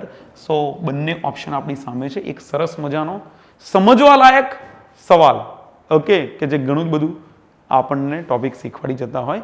Next question, question number 17. તો આ ક્વેશ્ચનની અંદર એમ દળ અને એલ લંબાઈના એકરૂપ ભારે સળિયાના એક છેડાને દિવાલ અને નળિયાની વચ્ચેના ખૂણા વિરુદ્ધ દબાવેલ છે. ઓકે, દિવાલ અને નીચે અહીંયા દબાવેલ છે. આ નીચે સળિયો દેખાય છે આપણને. સળિયાના બીજા છેડા બી સાથે હળવી દોરી જોડેલી છે. અહીંયાથી ઉપર દોરી જોડેલી છે. સળિયો દોરીની મદદથી એની સાપેક્ષે ખૂબ ધીમે ધીમે ભ્રમણ કરે છે. તો તળિયાથી ખૂણા આલ્ફા સાથે દોરીમાં તણાવ કઈ રીતે બદલાય છે, તણાવ બળ ટી કઈ રીતે બદલાય છે. આલેખ ઓપ્શનમાં આલે છે અલગ અલગ કે ભાઈ તણાવ બળ ટી વિરુદ્ધ એંગલ આલ્ફા જે છે ધીમે ધીમે એંગલ વધતો જાય છે. દોરીમાં તણાવ બળની વેલ્યુ એ રીતે બદલાતી જાય છે. તો વિચારો શું કરી શકાય અહીંયા? ધ્યાનથી જો, આકૃતિ એકવાર ફરીથી ડ્રો કરી લઈએ. આપણી પાસે સળિયો છે અને આ બિંદુ એ પાસેથી આ સળિયાને આપણે અહીંયાથી ડ્રો કર્યો છે. આ બિંદુ છે બી, ત્યાં તણાવ બળ લાગે છે ટી જેટલું. હવે વિચારો કે જ્યારે તમે એનું મધ્ય બિંદુ છે આ, ત્યાં mg જેટલું બળ લાગે છે. તો ચાક ગતિય સંતુલન સાથે જ્યારે તમે એને ઉપર તરફ લઈ જાઓ છો ત્યારે આના પર લાગતું કુલ ટોર્ક શોધી લઈએ. ટોર્ક કેટલું લાગે છે? તો ટોર્ક લાગવા માટે આના પર લાગતા બળ જોવા પડે. તો કે આના પર લાગતું બળ mg આ નીચે તરફ છે, ટી આ તરફ છે, અહીંયા એંગલ છે આલ્ફા, અહીંયા ઉપર તરફ એક લંબળ હશે, આ તરફ એક લંબળ હશે, આને લંબળ n1 કહી દઈએ, આ બાજુ લંબળ n2 કહી દઈએ. અને mg નો આ તરફનો ઘટક આલ્ફા, એંગલ તરફનો ઘટક mg cos આલ્ફા, અને એનો આ તરફનો નીચે તરફનો ઘટક mg sin આલ્ફા થઈ જશે. હવે ટોર્કની વાત કરવી હોય તો ટોર્ક કોણ આપશે? શું આ n1 બળ જે એ પાસે લાગશે એ ટોર્ક આપશે? ના. n2 બળ જે આ એ પાસે લાગે છે એ ટોર્ક આપશે? ના. કારણ કે જે બિંદુઓ પાસેથી બળ લાગતું હોય ત્યાંથી જો બળ ગોળ ફરતો હોય, પદાર્થ ગોળ ફરતો હોય તો ત્યાં ટોર્ક લાગવાનું, ત્યાં ટોર્ક મળવાનું જ નથી. mg નો આ mg sin આલ્ફા ઘટક પણ એની દિશામાં જાય છે, એ પણ ટોર્ક ના આપી શકે. ટોર્ક માત્ર આપી શકે mg cos આલ્ફા અને આ ટી. આ બે જ ટોર્ક આપી શકે. એ બેના સિવાય બીજું કોઈ ટોર્ક આપી શકે નહીં. તો ચલો ટોર્ક શોધી કાઢો કેટલું થાય. તો કે mg cos આલ્ફા એ ક્લોકવાઇઝ ડિરેક્શનમાં ફેરવે છે. તો mg cos alpha multiply by એનું અહીંયાથી લંબ અંતર થાય l/2 જેટલું. તો l/2 મૂકી દઈએ. ઇઝ ઇક્વલ ટુ પેલી બાજુનું જે ટોર્ક આ આપે છે ટોર્ક કેટલું થાય? તો કે t multiply by l. t multiply by l. ll જો કેન્સલ આઉટ થાય તો t ને કરતા બનાવવામાં આવે તો t બરાબર mg/2 ઇન્ટુ cos આલ્ફા. આ સમીકરણ મળ્યું. તણાવ બળ t બરાબર mg/2 ઇન્ટુ cos આલ્ફા. ધારો કે જ્યારે આલ્ફા બરાબર 0 છે, સળિયો જ્યારે અહીંયા આ રીતે પડ્યો તો ત્યારે આલ્ફા બરાબર 0 હોય તો cos 0 બરાબર 1, ત્યારે શરૂઆત થાય mg/2 થી. હવે mg/2 થી શરૂઆત થાય તો આલેખ બધા અલગ અલગ જો. આ આલેખ શરૂઆત mg થી બતાવે છે, આ આલેખ શરૂઆત mg થી બતાવે છે, આ mg થી બતાવે છે, mg/2 થી બતાવે છે. ઓબ્વિયસલી સાચો જવાબ આવશે 3, mg/2 થી શરૂઆત. પહેલા આલેખમાં સ્ટ્રેટ લાઈન બતાવે છે. cos આલ્ફા મુજબ બદલાતો ગ્રાફ કદી સ્ટ્રેટ લાઈન ના હોય, એ 1 થી 0 તરફ આ રીતે જ જાય. 1 થી 0 તરફ જાય પછી વધે. આ cos નો આલેખ આપણે જાણીએ છીએ. તો સાચો જવાબ આવશે નંબર 3, ઓપ્શન નંબર 3, mg/2 થી શરૂ કરી અને π/2 એંગલ પર cos π/2 0 થઈ જાય. ઓકે, તો એક સરસ મજાનો આ દાખલો. Question number 18. નિયમિત વર્તુળાકાર ડિસ્કની વ્યાસની સાપેક્ષે જડત્વની ચાક માત્રા I છે. ભાઈ આપણી પાસે એક ડિસ્ક છે કે જેની વ્યાસ માટે જડત્વની ચાક માત્રા I છે. તેના સમતલને લંબ અને તેની કિનારી પરના કોઈ બિંદુમાંથી પસાર થતી અક્ષને સાપેક્ષે તેની જડત્વની ચાક માત્રા કેટલી છે? સવાલ સમજજો. પહેલું તો એવું કીધું છે કે વ્યાસની સાપેક્ષ એટલે કે આ જડત્વની ચાક માત્રા I છે અને આ છે એક ડિસ્ક. તો ભાઈ ડિસ્ક માટે એના વ્યાસમાંથી પસાર થતી અક્ષાનુલક્ષી જડત્વની ચાક માત્રા તમને ખબર છે mr²/4. અને આ ઇક્વેશન યાદ હોવું જોઈએ. હવે એવું કહે છે કે તેના સમતલને લંબ અને તેના કિનારી પરના કોઈ બિંદુમાંથી પસાર થતી અક્ષ, એટલે ધારો કે એની કોઈ કિનારી આ છે અને તેના સમતલ લંબ એટલે આ પ્રકારની અંદર તરફ જતી જો કોઈ અક્ષ હોય તો એના માટે જડત્વની ચાક માત્રા કેટલી હોય? તો આના માટે જડત્વની ચાક માત્રા આપણે માની લઈએ કે I' છે, એ I' શોધવાનું છે. ઓકે, પણ I' કઈ રીતે શોધશું? તો I' શોધવા માટે પહેલા તો એ વિચારો કે આના દ્રવ્યમાન કેન્દ્રમાંથી પસાર થતી આ સમતલ લંબ એવી અક્ષ માટે જો જડત્વની ચાક માત્રા ICOM હોય તો એનાથી લંબ અંતર એટલે કે આ અંતર થયું કેપિટલ R એ આવેલી I' કેટલી થાય પહેલા વેલ્યુ શોધવી પડશે. તો પહેલું તને કેન્દ્રમાંથી પસાર થતી અક્ષ માટે ICOM is equal two mr²/2. તો I' is equal to ICOM plus md². એટલે ICOM એટલે કે mr²/2 અને md² એટલે પરપેન્ડિક્યુલર ડિસ્ટન્સ d છે r² કરી દો તો ટોટલ આન્સર આવશે 3/2 mr². પરંતુ ઓપ્શન જે માંગ્યું છે I ના સ્વરૂપમાં માંગે છે અને I કોને કીધું છે તો કે mr²/4 ને I કીધું છે.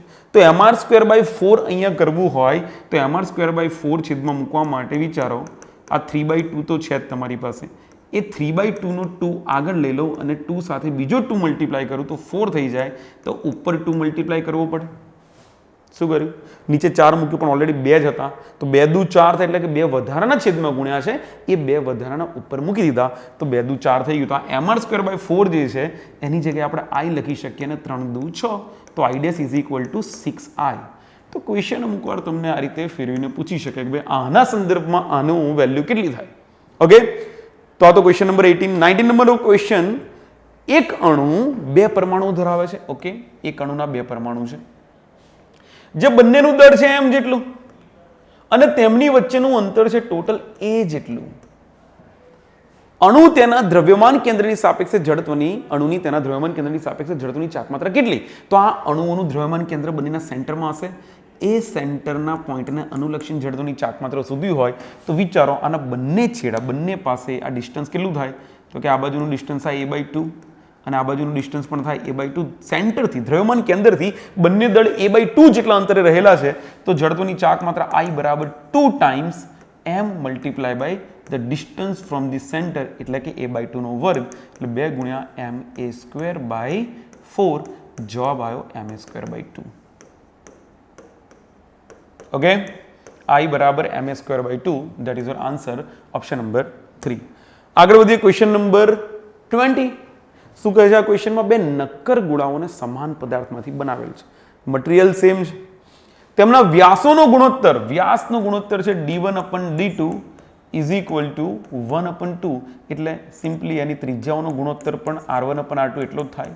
વ્યાસનો ગુણોત્તર જે હોય ત્રિજ્યાનો ગુણોત્તર એ જ કહેવાય. તો તેમના અનુરૂપ વ્યાસની સાપેક્ષે તેમની જડત્વની ચાક માત્રાનો ગુણોત્તર I1/I2 કેટલો થાય એવું પૂછે છે. શું તો કે નક્કર ગોળા. ભાઈ નક્કર ગોળા હોય એ નક્કર ગોળા માટે સમાન મટીરિયલ એટલે કે સમાન ઘનતા કહી શકાય. દ્રવ્ય સમાન હોય તો ઘનતા સમાન થાય. હવે ત્રિજ્યા અલગ છે તો જડત્વની ચાક માત્રા અલગ રહેવાની છે. તો I1/I2 માટે વિચારો ઇક્વેશન શું બને? You know that I is equal two 2/5 mr². એટલે કે I1/I2 ઇઝ ઇક્વલ ટુ ભાઈ 2/5 બંનેમાં કોમન પણ દળ બંનેના અલગ છે તો m1r1² છેદમાં m2r2². હવે r1 અને r2 નો ગુણોત્તર તો 1/2 ખબર છે પણ દળનો ગુણોત્તર કેમ ન લાવો? તો કે દળ માટે વિચારો, દળ બરાબર ઘનતા ગુણ્યા કદ. ઘનતા ρ છે અને કદ છે 4/3πr³. યસ, ઘનતા ગુણ્યા કદ. હવે ઘનતા સમાન છે, 4/3 અચળ છે, પાઈ અચળ છે તો કેના છે m1/m2 is equal two r1³ તો આ જે કિંમત m1/m2 ની મળી છે એ કિંમત અહીંયા મૂકી દઈએ તો I1/I2 વિલ બીકમ m1/m2 ની જગ્યાએ r1 નો ઘન છેદમાં r2 નો ઘન મલ્ટીપ્લાય બાય r1 નો વર્ગ r2 નો વર્ગ. ઘાત 3 અને 2 ટોટલ ઘાત કેટલી થાય? 5 ઘાત r1 ની 5 ઘાત છેદમાં r2 ની 5 ઘાત. પણ r1/r2 આખાની 5 ઘાત કરવી પડે. આપણને આપેલું છે r1/r2 1/2 કારણ કે વ્યાસનો ગુણોત્તર 1/2 આપ્યું છે એની 5 ઘાત. બોલો 5 ઘાત કેટલી થાય? 1/2. 2 દુ 4 દુ 8 દુ 16 દુ 32 તો 1/32 આવો ગુણોત્તર થાય બંનેની જડત્વની ચાક માત્રાઓનો. જો option 1/32 that is your right answer. Okay, question number 21. આપેલ આકૃતિમાં બિંદુ O ની સાપેક્ષ ટોર્ક ગણો. ઓકે, બિંદુ O એક લાઈન આમ જાય છે, એક લાઈન અહીંથી આમ જાય છે. આ અંતર r1 આપ્યું છે, આ અંતર r2 આપ્યું છે. હવે આ જે O બિંદુ છે એમાંથી આ જે લાઈન જાય છે અહીંયા r1 અંતરે θ1 જેટલા એંગલ પર બળ લાગે છે F1 અને અહીંયા θ2 જેટલા એંગલે બળ લાગે છે F2. સો ટોર્ક ગણવા માટે ટોર્ક ટાઉ બરાબર RF sin θ. તો I would say R1 F1 sin θ1 અને R2 F2 sin θ2. That's it. પરંતુ એક બળ જે લાગે છે ક્લોકવાઇઝ ફેરવશે, બીજું બળ લાગે છે એન્ટી ક્લોકવાઇઝ ફેરવશે, તો બંને વચ્ચે સંજ્ઞા આવશે માઇનસ. કોઈ એકને પ્લસ કરી દો તો બીજું એક માઇનસ થઈ જશે. કેમ સાઇન થીટા કેમ લઈએ? ભાઈ ટોર્કનું સમીકરણ કેમ એવું? કારણ કે લંબ દિશામાં લાગતું તમારે આ જે θ2 એંગલ છે એની સાથે તમે F2 sin θ આ બાજુ મળે. જો તમે લંબ દિશાનું તમારે બળ વિચારવું પડે. અહીંયા F1 sin θ1 આ તરફ મળે છે એટલા માટે. તો torque tau is equal to ટાઉ1 પ્લસ ટાઉ2. ટાઉ1 એટલે કે F1 ના કારણે તો F1 એન્ટી ક્લોકવાઇઝ આપણે પ્લસ લઈ લઈએ તો F1 R1 sin θ1 અને ક્લોકવાઇઝ આપણે માઇનસ લઈ લઈએ તો minus F2 R2 sin θ2. That is your answer. જો ઓપ્શનમાં કયો માઇનસ વાળો ઓપ્શન, બીજો ઓપ્શન તો કેન્સલ છે, કોસ વાળું આવે નહીં, F1 sin θ1 R2 આવે નહીં. ઓપ્શન નંબર 1 એટલો જ આપણો રાઈટ આન્સર દર્શાવે છે. F1 sin θ1 R1 minus F2 sin θ2 R2. Question number 22. નીચે આકૃતિમાં દર્શાવ્યા પ્રમાણે ડિસ્કના આકારના ચકડોળની કિનારી પર એક બાળક બેઠું છે. બાળકનું દળ છે 40 કિલોગ્રામ. સ્મોલ m, પહેલા ડેટા લખી લઈએ આપણે. સ્મોલ m બરાબર 40 કિલોગ્રામ. ચકડોળનું દળ કેપિટલ M બરાબર 200 કિલોગ્રામ. અને ત્રિજ્યા ચકડોળની જે છે એ છે 2.5 મીટર અને તે ઓમેગા બરાબર 2 રેડિયન પર સેકન્ડના કોણીય વેગ સાથે ભ્રમણ કરે છે. ફાઇન, ડેટા આપે છે. પછી એવું કહે છે પછી બાળક ધીમે ધીમે, અહીંયા આકૃતિમાં દેખાય છે કે ધીમે ધીમે ચકડોળના કેન્દ્ર તરફ ચાલે છે. જ્યારે બાળક કેન્દ્ર પાસે પહોંચે ત્યારે ચકડોળનો અંતિમ કોણીય વેગ ઓમેગા ડેશ કેટલો હશે? બાળકનું કદ તમારે અવગણવાનું છે. બરાબર. હવે આ ક્વેશ્ચન કયા ટોપિકનો કહેવાય? ઓમેગા શરૂઆતમાં અલગ હતું, હવે ઓમેગા બદલાઈ જાય છે એટલે કે તમારું એંગ્યુલર મોમેન્ટમ કન્ઝર્વેશન, કોણીય વેગમાનનું સંરક્ષણ થાય છે.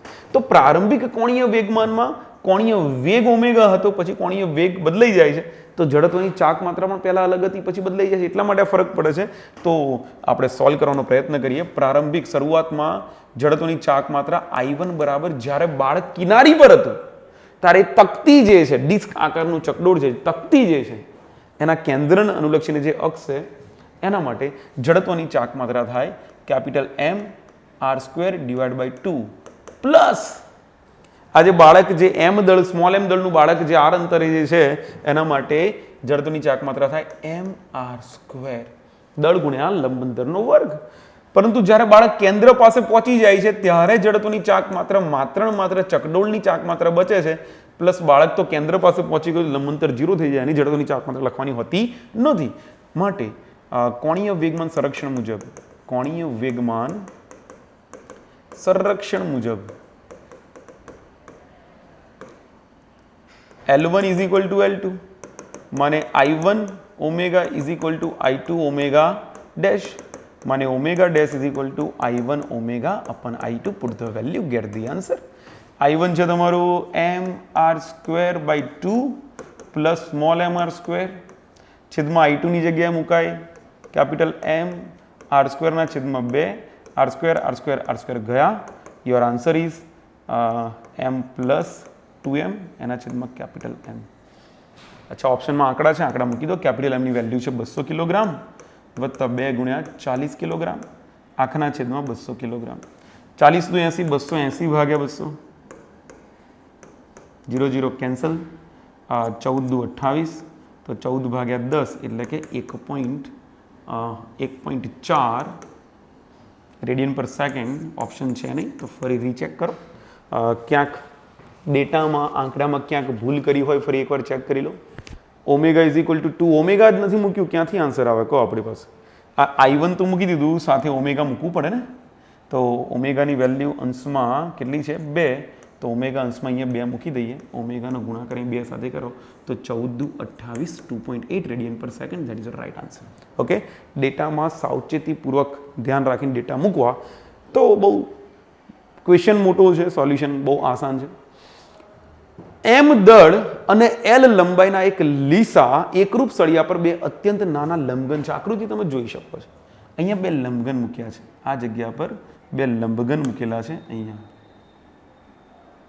બે લંબઘન મૂક્યા છે. ઓકે, બે લાલ કલરના લંબઘન મેં તમને દર્શાવે છે અહીંયા. શરૂઆતમાં લંબઘન કેન્દ્ર પાસે છે. આખું તંત્ર સળિયાને લંબ અને કેન્દ્રમાંથી પસાર થતી અક્ષે સાપેક્ષે કોણીય વેગ ઓમેગા 0 થી ભ્રમણ કરે છે. ઓકે, એટલે પેલા નજીકના જે લંબઘન છે એ દૂર જશે. જ્યારે લંબઘન સળિયાના છેડાઓ પાસે પહોંચે છે ત્યારે સળિયાનો કોણીય વેગ કેટલો? કોણીય વેગ આ રીતે પૂછવામાં આવે ને જ્યારે ભ્રમણ સાથે, ત્યારે સમજી લેવાનો કોણીય વેગમાન સંરક્ષણનો ક્વેશ્ચન છે. તો અગેન આની અંતિમ પરિસ્થિતિ શું થશે? તો કે અંતિમ પરિસ્થિતિ આની કંઈક આવી થશે કે સળિયો ગોળ ફરવાના કારણે એના જે લંબઘન જે છે ને એ ઓમેગા જેટલા એનાથી ફરતો હતો, પણ હવે ઓમેગાની જગ્યાએ ઓમેગા ડેશ થઈ જશે. આ L/2 જેટલું ડિસ્ટન્સ છે, આ પણ L/2 જેટલું ડિસ્ટન્સ છે, પણ જે પેલા બે લંબઘન હતા ને એ લંબઘન કિનારી પર પહોંચી જશે. કિનારી પર પહોંચી ગયા છે. તો હવે પરિસ્થિતિ બદલાય છે. શરૂઆતમાં અહીંયા જે I1 હતું, અહીંયા જે I1 હતું એ I1 બરાબર શું લખાય? તો કે mL²/12 લખાય. પરંતુ અહીંયા જે I2 જે બને છે I2 બરાબર શું લખાય? તો કે mL²/12 તો ખરું જ, પણ પેલા જે સ્મોલ m દળના બે લખ્યું છે ને, સ્મોલ m દળ આપ્યું છે, નથી આપ્યું, વાંધો નહીં, આપણે સ્મોલ m રાખીએ. ઓપ્શનમાં સ્મોલ m દેખાય છે. નોર્મલી ક્વેશ્ચનમાં જે ડેટા હોય એ જ ડેટા હોવો જોઈએ. સ્મોલ m નથી આપ્યું ક્વેશ્ચનમાં, છતાં ઓપ્શનમાં સ્મોલ m છે, તો સ્મોલ m ને આપણા લંબઘનના દળ માની લઈએ. તો 2 times m multiply by L/2 whole square. Okay, તો આન્સર આવશે mL²/12 plus 2 small m L² divide by 4, 2 દુ 4. તો I1 અને I2 પરથી તમે કોણીય વેગમાન સંરક્ષણ મુજબ L1 બરાબર L2 માને I1 omega is equal to I2 omega dash, again એનું એ જ equation, omega dash is equal to I1 omega upon I2. કિંમતો મૂકો. I1 ની કિંમત છે કેપિટલ mL²/12 પ્લસ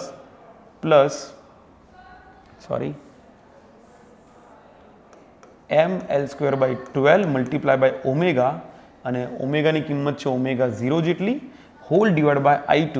I2 ના સ્થાને મૂકીશું mL²/12 plus small mL²/2. Okay, તો L² કેન્સલ આઉટ થાય છે અને આન્સરમાં બચે છે capital M omega 0 whole divide by, અહીંયા 12 છેદમાં જશે તો 12 કેન્સલ થાય છે, કેપિટલ M પ્લસ આ બાજુ 12 આવશે તો એ 12/2 એટલે 6 mL.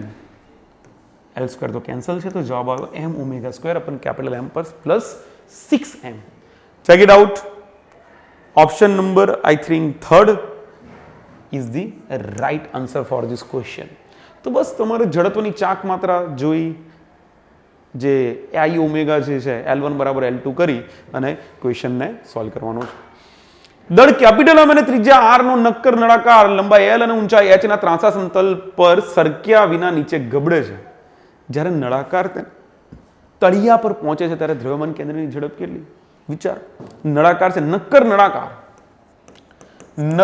નળાકાર, તો એના માટે જ્યારે ગબડતો હોય ત્યારે જડત્વની ચાક માત્ર I બરાબર શું થાય? mR²/2. ઓકે, જ્યારે h ઊંચાઈના તળિયેથી નીચે ગબડે છે ત્યારે ઓરિજિનલ એની સ્થિતિ ઉર્જા હતી mgh, અને ગબડતા ત્યારે નીચે પહોંચે છે ત્યારે તેની ગતિ ઉર્જામાં કન્વર્ટ થાય છે. તો બે પ્રકારની ગતિ ઉર્જા 1/2 mv² plus 1/2 I omega square. 1/2 I mv² તો છે, પરંતુ આ I ની જગ્યાએ મુકાય mR²/2 અને ઓમેગા સ્ક્વેરની જગ્યાએ મુકાય v² અપન R². અગાઉ પણ આવા ક્વેશ્ચન આપણે જોઈ લીધા છે. બંનેમાંથી જે કોમન છે 1/2 mv², અને લેફ્ટ સાઈડ જે mgh છે એના કારણે તમે m ત્રણે કેન્સલ કરી શકો છો. આ બાજુ બચ્યું છે mgh, અહીંયા બચ્યું v²/2 પ્લસ અહીંયા બચે છે v²/4. તો v² in bracket 1/2 plus 1/4 is equal to gh. That means v² in bracket 4 3 is equal to gh. So your v is equal to under root 4/3 gh. That is your answer. जो under root 4/3 gh option number 3 साचो जवाब છે. Question number 25 पर जाइए. एक machine gun 1200 metre per સેકન્ડના વેગ સાથે દળ m બરાબર 40 ગ્રામ દળની ગોળીઓ ફેંકે છે. 40 ગ્રામ એટલે 40 ભાગ્યા 1000 એટલે 4 ભાગ્યા 100 એટલે 0.04 કિલોગ્રામ આટલા દળની ગોળીઓ ફેંકે છે. તેને પકડેલ મશીન ગનને પકડેલ વ્યક્તિ ગન પર મહત્તમ 144 ન્યૂટનનું બળ લગાવી શકે છે. ગન પર મહત્તમ 144 ન્યૂટનનું બળ લગાવી શકે છે. તે પ્રતિ સેકન્ડે મહત્તમ કેટલી ગોળીઓ ફેંકી શકે? તો કે જેટલું વેગમાન સહન કરી શકે, જેટલું બળ સહન કરી શકે એટલી ગોળીઓ ફેંકી શકે. તો ગોળીઓનું જે વેગમાન મળવાનું છે, બરાબર, એટલું જ બળ ત્યાં પાછળ તરફ એ માણસ સહન કરવાનો છે. તો એ બળ ગુણ્યા 1 સેકન્ડ, તો બળ ગુણ્યા 1 સેકન્ડ બરાબર વેગમાનમાં થતો ફેરફાર. તો કેટલું વેગમાન મળવાનું છે? ટોટલ કેટલી ગોળીઓ ફેંકી શકે? જો n જેટલી ગોળીઓ ફેંકી શકતો હોત તો, જો n જેટલી ગોળીઓ ફેંકી શકે તો ગોળીઓને મળતું વેગમાન, ગોળીઓને મળતું કુલ વેગમાન P is equal to n times m into v. m આપણને ખબર છે ને v આપણને ખબર છે, પણ આ વેગમાન જે છે દર સેકન્ડે મળતું વેગમાન એટલે બળ. દર સેકન્ડે મળતું વેગમાન એટલે બળ. તો ધારો કે 1 સેકન્ડમાં મળતું વેગમાન એ બળ 144 ન્યૂટન જેટલું હોય તો 144 બરાબર n ટાઈમ્સ દળ m છે 0.04 અને વેગ છે 1200. તો બસ n ને કરતા બનાવો તો n બરાબર 144 આખાના છેદમાં 4 ના છેદમાં 100 અને અહીંયા આવશે 1200. 0 0 0 0 ગયા, 12 નો વર્ગ 144, 4 તરી 12, જવાબ આવશે 3 ગોળી. એક સાથે 3 ગોળી ફેંકી શકે છે, એના કરતા વધારે નહીં ફેંકી શકે. Question number 26. જો પદાર્થની ગતિ ઉર્જા તેના પ્રારંભિક મૂલ્યના 4 ગણી થાય, ગતિ ઉર્જા k' એ મૂળ ઉર્જા કરતા 4 ગણી થઈ જાય છે, તો નવું વેગમાન કેટલો થાય? ભાઈ નવું વેગમાન કેટલું થાય? મૂળ વેગમાન p છે, તો p અને k ગતિ ઉર્જા અને વેગમાન વચ્ચેનો સંબંધ શું છે? તો કે p બરાબર √2mk. રિલેશન યાદ હોવું જોઈએ આપણને, p proportional to √k. તો p' upon p is equal to √k' upon k. ભાઈ k' કેટલું? તો કે k' બરાબર 4k upon k. k cancel out, your p' will be equal to 2 times p. તો ભાઈ વેગમાન કેટલું થાય? પ્રારંભિક મૂલ્ય કરતા બમણું થશે. બહુ જ basic simple question. Question number 27. અહીંયા આપણને આકૃતિમાં એક દિવાલ દર્શાવી છે. દિવાલ પર અથડાતો એક દડો દર્શાવેલો છે અને એવું દર્શાવ્યું છે કે એ દડો જે આપાત થાય છે એ કંઈક 60 ડિગ્રીના એંગલ પર દિવાલ સાથે અથડાય છે અને ત્યાંથી જ્યારે રિબાઉન્ડ થાય છે ત્યારે પણ 60 ડિગ્રીના એંગલ પર જ જાય છે. હવે એનો વેગ આપેલો છે આપણને v બરાબર 100 મીટર પર સેકન્ડ. એનું દળ આપ્યું છે 3 કિલોગ્રામ, એંગલ 60 ડિગ્રી તો આપણે જોયું જ, અને 0.2 સેકન્ડ માટે સંપર્કમાં રહે છે તેવું કહે છે. તો દિવાલ પર દડા વડે લાગતું બળ શોધવાનું છે. તો ભાઈ આના વેગમાનના ઘટકો જોઈ લઈએ. તો દળ m હોય, વેગ v હોય, તો એમ v સદિશ લખી શકાય, પણ 60 ડિગ્રીના કારણે આ એંગલ પણ 60 ડિગ્રી થાય તો નીચેનો ઘટક બને mv cos 60 અને બાજુમાં j કેરેટ લખી શકાય, પરંતુ નીચે તરફ હોવાથી માઇનસ કહેવાય. આગળ તરફનો જે ઘટક છે mv sin 60 તરીકે લખી શકાય અને બાજુમાં i કેરેટ લખી શકાય. જમણી x દિશામાં છે. અથડાયા બાદ જ્યારે આ દિશામાં આગળ વધે છે, આ એંગલ છે 60 ડિગ્રી, તો આ નીચે તરફનો આ એંગલ પણ 60 ડિગ્રી જ બને. તો mv સદિશ, વેગ v નો v જ રહે છે, સમાન ઝડપે ઉછળે છે એવું કહે છે એટલા માટે. તો mv નો નીચે તરફનો ઘટક mv cos 60, j કેરેટ પણ આગળ આવી જશે માઇનસ, કારણ કે નીચે તરફ છે, અને ફોરવર્ડ ડિરેક્શનમાં mv sin 60 i કેરેટ અને આગળ માઇનસ, કારણ કે માઇનસ x દિશામાં છે. મેઇન કામ અહીંયા વેગમાનનું સંરક્ષણ. પ્રારંભિક જે વેગમાન છે એટલું જ વેગમાન અંતિમ થવું જોઈએ, અને એના પરથી તમારે વેગમાનનો ફેરફાર મળી જાય તો વેગમાનના ફેરફારનો સમય દર એટલે લાગતું બળ F બરાબર ડેલ્ટા P અપન ડેલ્ટા T. તો વેગમાનનું ફેરફાર ડેલ્ટા P બરાબર PF માઇનસ PI. હવે અંતિમ વેગમાન કેટલું? તો કે ભાઈ x દિશાનો y દિશાનો આ અંતિમ કુલ વેગમાન છે, મૂકી દો, minus mv sin 60 i caret minus mv cos 60 j caret, અને વચ્ચે માઇનસ મૂકીને પ્રારંભિક વેગમાન મૂકી દો. પ્રારંભિક વેગમાનનો minus mv sine 60 i caret minus again minus plus થઈ ગયો mv cos 60 જે કેરેટ. ભાઈ આ પ્લસ અને માઇનસ તો કેન્સલ, તો બચ્યા શું? માત્ર ને માત્ર બે વખત mv sin 60, તો માઇનસ 2mv sin 60 પાછળ i કેરેટ. હવે ડિરેક્શન માઇનસ ની બતાવે છે કારણ કે વેગમાનનો ફેરફાર તમે આ બાજુ પોઝિટિવ લીધું તો પાછળની દિશામાં નેગેટિવ કહી શકાય. માઇનસ એ માત્ર દિશા દર્શાવે છે, તો લાગતું બળ F is equal to delta p upon delta t. માત્ર મૂલ્યની વાત કરો તો 2mv sin 60 ના છેદમાં 0.2 સમયગાળો. કિંમતો મૂકો બધી. 2 ઇન્ટુ દળ m કેટલું છે તો કે 3 કિલોગ્રામ. v વેગ છે 100. sin 60 ની value √3/2 whole divide by 0.2. Okay, 0 આ 2 અને આ 2 કેન્સલ. 300 ના છેદમાં 0.2 આપણને દેખાય છે, તો 300 0.2 એટલે 2 ના છેદમાં 10, એ 10 ઉપર જશે એટલે 1000 થશે. 3000 ભાગ્યા 2 એટલે 1500 બચશે. 1500 √3 newton. Check it out. Options 1500 √3 પહેલો જ ઓપ્શન છે, તે આપણો સાચો જવાબ બને છે. અહીંયા વેગમાન સંરક્ષણ ખાલી કરવાનું હતું, આપણી સામે જવાબ હાજર છે.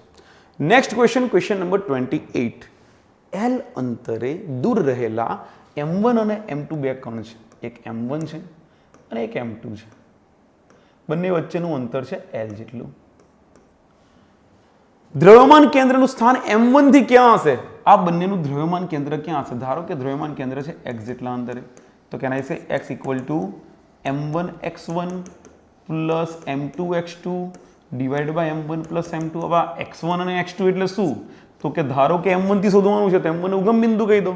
આ m1 પોઈન્ટનું ઉગમ બિંદુ કહી દો, તો m1 નું પોતાનાથી અંતર કેટલું? 0. તો m1 મલ્ટીપ્લાય બાય x1 એટલે 0 પ્લસ m2 ઇન્ટુ x2. હવે x2 એટલે એનું ટોટલ અંતર થયું L divide by m1 plus m2.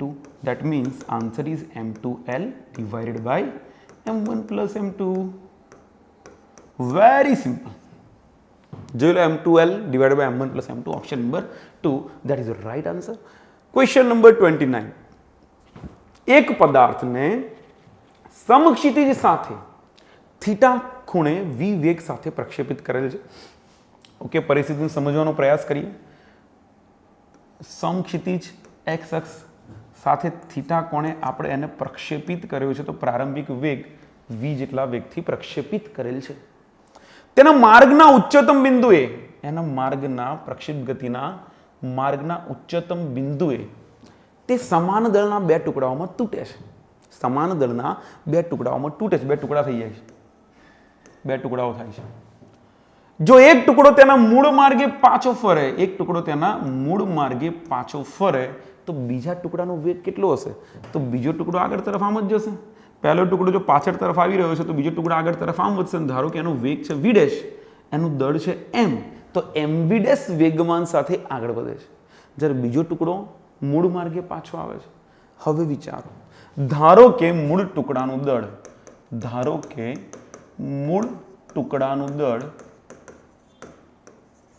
mv છે. અહીંયા બે ટુકડાઓ અચાનક થાય છે, તો 2m દળના બે ટુકડાઓ થાય એટલે mm દળના ટુકડાઓ બન્યા. અહીંયા કોઈ બાહ્યબળ નથી લાગતું. બાહ્યબળ ના લાગતું હોવાથી વેગમાનનું સંરક્ષણ થાય ને થાય જ. તો આ પરિસ્થિતિની અંદર વિચારો કે પ્રારંભિક કુલ વેગમાન કેટલું હતું? તો v વેગનો જે ઘટક આ મહત્તમ ઊંચાઈ પર જ્યારે પહોંચે છે ત્યારે y દિશામાં પ્રક્ષેપ ગતિ ભણ્યા તમે કે મહત્તમ ઊંચાઈએ પહોંચે ત્યારે v વેગનો x દિશાનો ઘટક જ બચે છે, y દિશાનો ઘટક તો ઘટીને 0 થઈ જાય છે. તો આ v વેગનો x દિશાનો ઘટક કેટલો? તો કે મહત્તમ ઊંચાઈએ માત્ર વેગનો x અક્ષનો ઘટક મળે, જેને આપણે કહી દઈએ vx બરાબર v cos થીટા. માત્ર એક જ ઘટક હોય. તો મૂળ વેગમાન કેટલું? મૂળ વેગમાન, પ્રારંભિક વેગમાન એટલે કે 2m, સોરી અહીંયા દળ 2m આપણે લખ્યું છે, બોલ્યા હતા 2m પણ લખ્યું mv ભૂલથી. મૂળ દળ છે 2m એટલે કે ડબલ આપણે દળ માની લીધું છે. તો પ્રારંભિક વેગમાન pi બરાબર 2m into v cos theta. અને અંતિમ વેગમાન કેટલું? તો કે અંતિમ વેગમાનમાં એક ટુકડો મૂળ માર્ગે પાછો વળે છે. જો મૂળ માર્ગે પાછો વળે તો એને એવું જ કહેવાય કે એને મૂળ વેગ એટલો જ મળે છે v cos θ જેટલો, હે ને? તો અંતિમ વેગમાન pf બરાબર m v cos θ, અને આ ટુકડો નેગેટિવ ડિરેક્શનમાં પાછો આવે છે, અને બીજો ટુકડો કેટલા વેગથી જાય છે તો ખબર નહીં કેટલા વેગથી જાય છે, એ તો શોધવાનું છે. તો એમ v ડેશ કહી દઈએ, બંનેને સરખાવી દઈએ. તો pi is equal to pf કરતા pi છે આપણું 2m v cos θ is equal to minus mv cos θ plus mv dash. મને ભાઈ m બધામાં કેન્સલ. પેલી બાજુથી v ડેશ ને જો કરતા બનાવવામાં આવે તો v ડેશ બરાબર 2v cos θ plus v cos θ.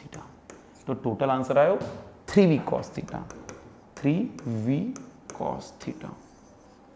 Option number 1 3v cos θ, that is a right answer. તો માત્ર ને માત્ર વેગમાનનું સંરક્ષણ કરીને આ બંને ક્વેશ્ચન આપણે સોલ્વ કર્યા. અને ક્વેશ્ચન નંબર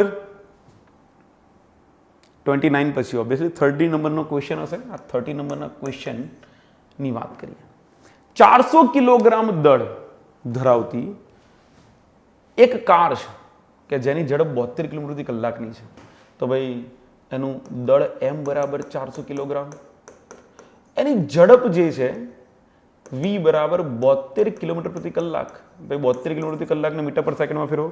72 ગુણ્યા 1000 ભાગ્યા 3600. 1000 માંથી 2 0 અને 3600 2 0 ગયા તો 72 ગુણ્યા 10 ભાગ્યા 36. 36 દુ 72, જવાબ આવશે 20 મીટર પર સેકન્ડ. આમે એક વસ્તુ યાદ જ રાખવી, જો કિલોમીટર પ્રતિ કલાકમાંથી ફટાફટ ફેરવવું હોય તો 36 કિલોમીટર પ્રતિ કલાક બરાબર 10 મીટર પર સેકન્ડ થાય. યાદ રાખી લેવું કેટલીક બાબતો. તો 36 નું 72 કિલોમીટર પ્રતિ કલાક થાય તો ડાયરેક્ટ તમે 20 મૂકી શકો છો, 20 મીટર પર સેકન્ડ. 36 ના અડધા થાય 18 કિલોમીટર પ્રતિ કલાક તો 5 મીટર પર સેકન્ડ. ઓકે, આ બધી બાબતો ફટાફટ કેલ્ક્યુલેશન માટે કામ લાગશે. બીજી એક, આ મુસાફરી કરતી કાર 4000 કિલોગ્રામ દળના 9 કિલોમીટર પ્રતિ કલાકની ઝડપે સમાન દિશામાં મુસાફરી કરતા ટ્રક સાથે અથડાઈ છે. ટ્રકનું દળ છે 4000 કિલોગ્રામ અને એનો વેગ છે 9 કિલોમીટર પ્રતિ કલાક.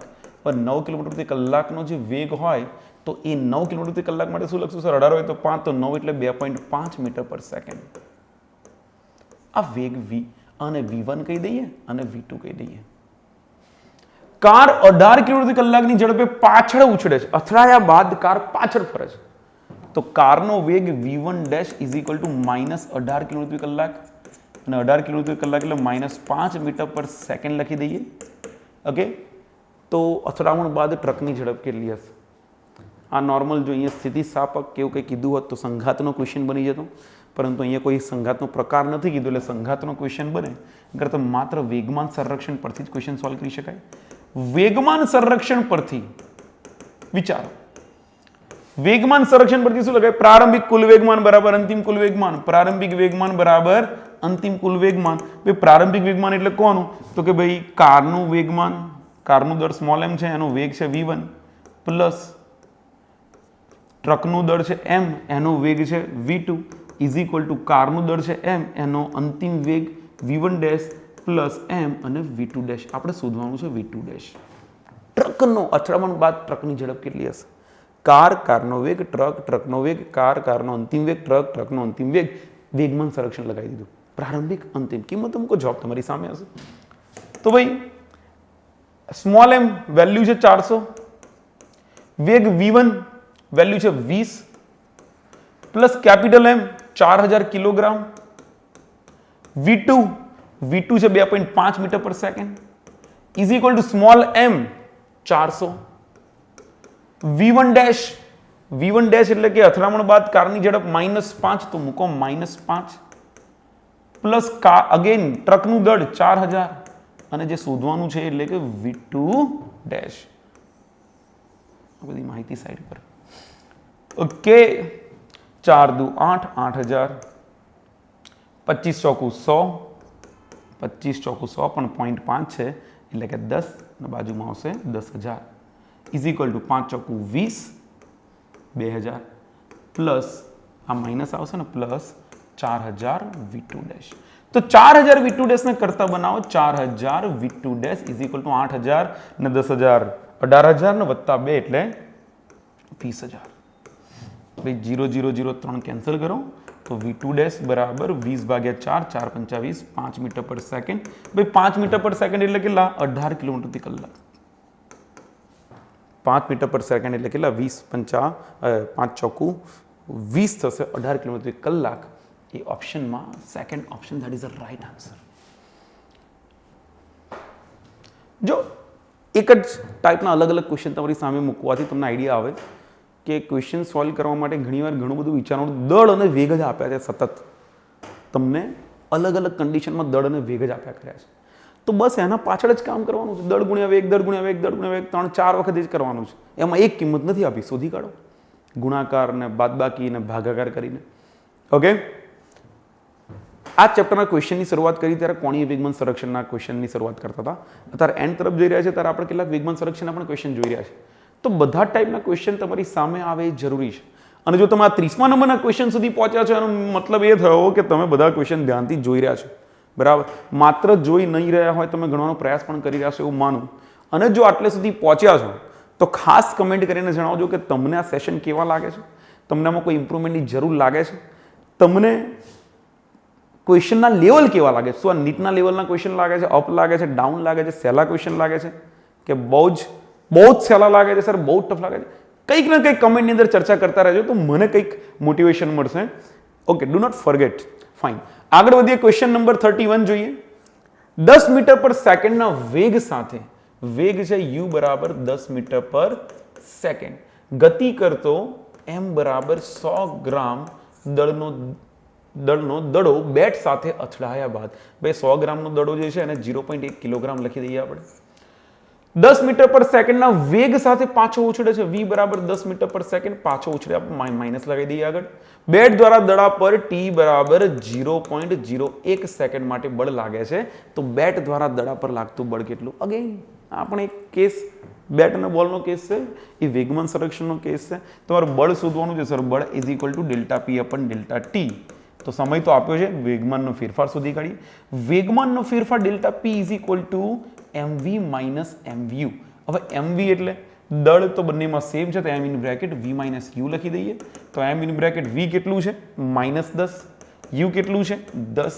-10 અને -10 -20 into m, that is -20 into m ની વેલ્યુ છે દર 0.1 છે. 0.1 હોવાથી તમારો જવાબ આવ્યો 2 કિલોગ્રામ મીટર પર સેકન્ડ. તો delta p upon delta t કિંમતો મૂકો તો f is equal to -2 divide by 0.01. Your answer is 200 newton. -200 newton એટલે કે 200 ન્યૂટનનું બળ દડાએ બેટ પર લગાવ્યું ને એટલું જ બળ બેટે દડા પર લગાવ્યું. 200 ન્યૂટન જવાબ તમારી સામે છે. Question number 32. આકૃતિ જો. ત્રિજ્યા સ્મોલ a ની એકરૂપ વર્તુળાકાર ડિસ્ક લીધેલી છે. ત્રિજ્યા સ્મોલ a ની એકરૂપ વર્તુળાકાર ડિસ્ક લીધેલી છે. આકૃતિમાં દર્શાવ્યા મુજબ તેમાંથી બી ત્રિજ્યાનો વર્તુળાકાર, બી ત્રિજ્યાનો સરસ મજાની આકૃતિ આપેલી છે. તમને ટ્રાય કરું કે એવી નવી જ આકૃતિ એકવાર દોરવાનો પ્રયત્ન કરી લઈએ આપણે. એની ત્રિજ્યા છે બી જેટલી, સ્મોલ બી જેટલી ત્રિજ્યા છે. આટલો વર્તુળાકાર ભાગ દૂર કરેલ છે. જો છિદ્રનું કેન્દ્ર ડિસ્કના કેન્દ્રથી સી અંતરે હોય, આ કેન્દ્ર ઓ લઈ લઈએ, આ કેન્દ્રને ઓડેસ કહી દઈએ, બંને વચ્ચેનું અંતર છે સી જેટલું. ઓકે, તો બાકી રહેતા ભાગના દ્રવ્યમાન કેન્દ્રનું દળના પ્રારંભિક દ્રવ્યમાન કેન્દ્ર O થી અંતર x2 કેટલું? આપણને પૂછે છે કે ભાઈ આનું દ્રવ્યમાન કેન્દ્ર, આ તમારી પાસે ડિસ્ક છે આખી. ઓકે, આ ડિસ્કમાંથી તમે આટલો પોર્શન કાઢી નાખ્યો છે, આટલો ભાગ કાઢી નાખ્યો છે.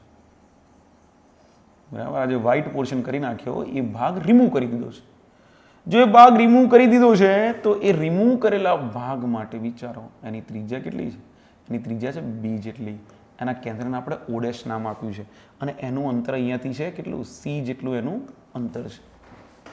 એ રિમૂવ કરેલો ભાગ હટાવી દેવાથી એક્સ અક્ષ પર હટાયો છે તો દ્રવ્યમાન કેન્દ્ર ખસશે. ખસીને ક્યાં જશે? તો કે અહીંયાથી આ બાજુ ક્યાંક જશે. વી ડોન્ટ નો ક્યાં જશે, પણ એ આપણે ઓ ડબલ ડેશ કહી દઈએ અને એનું અંતર માની લો કે x2 જેટલું છે. એ x2 શોધવાનું છે. શું કરી શકો?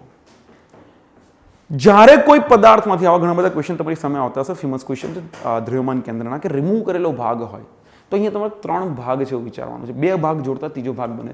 એક તો આ અંદર રિમૂવ કરેલો ભાગ એ છૂટો, બાકીનો બચેલો ભાગ, બંનેને ભેગા કરતા આખો સમગ્ર તમારી સામે ડિસ્ક તૈયાર થાય છે એવું વિચારી લો. તો ધારી લો કે કુલ દળ, તકતીનું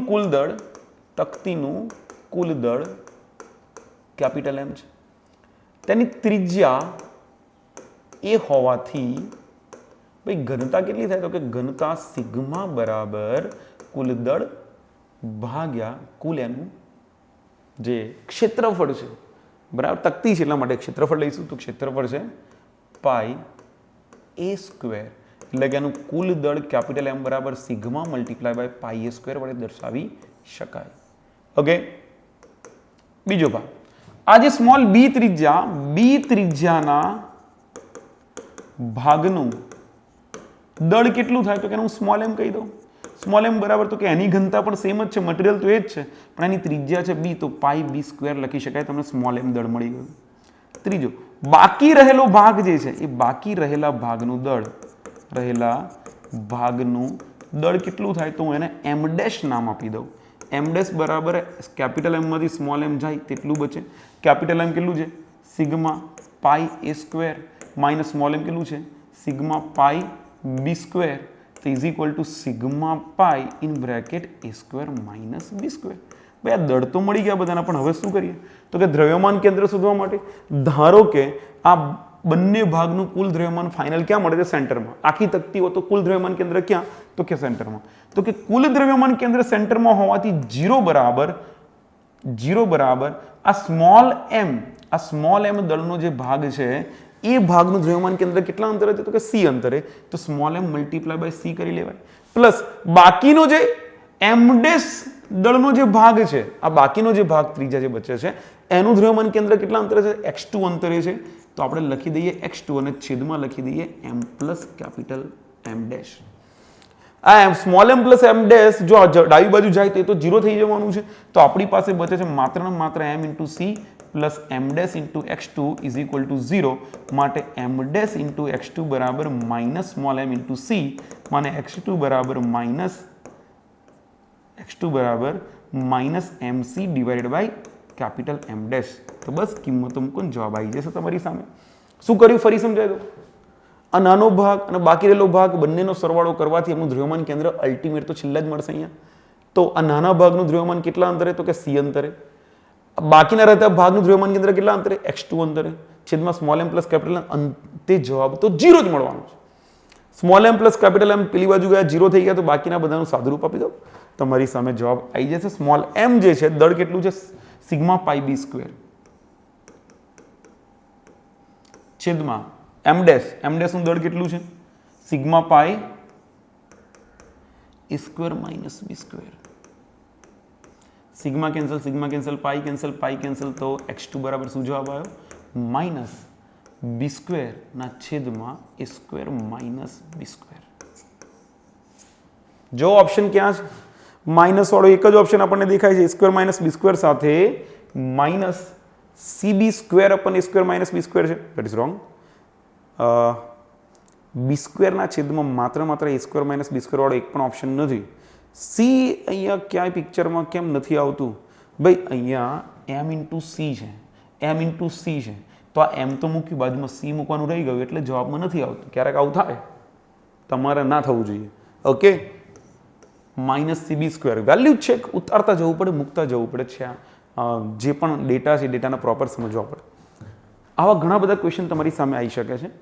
રિઝલ્ટ ફાઇનલી યાદ રાખી લેવા. ઘણા એવું કરતા હોય છે કે સર ગોખી મારી આવા તો ક્વેશ્ચન રેર હોય, ગણતા પણ વાર ના લાગે. જો એક બે વાર તમે શીખી લીધું હોય તો ગણતા પણ કેટલી બધી વાર નહીં લાગે. ક્વેશ્ચન નંબર 33 જો m 2m 3m આવા અલગ અલગ દળના કણ મૂકેલા છે. m 2m 3m અને એવા છેક સુધી nm. એના કોઈ નિશ્ચિત બિંદુથી અંતર છે l 2l 3l અને nl. તો તો નિશ્ચિત બિંદુથી કણોના દ્રવ્યમાન કેન્દ્રનું અંતર સેન્ટીમીટરમાં કેટલું થાય? તો x બરાબર I would say m into l plus m નું l અંતર, 2m નું 2l અંતર, 3m નું 3l અંતર plus dot dot dot dot nm નું nl અંતર આખાના છેદમાં દળ બધાના સરવાળો કરો m plus 2m plus 3m plus. ભાઈ આપણે તો શું કરવું છે?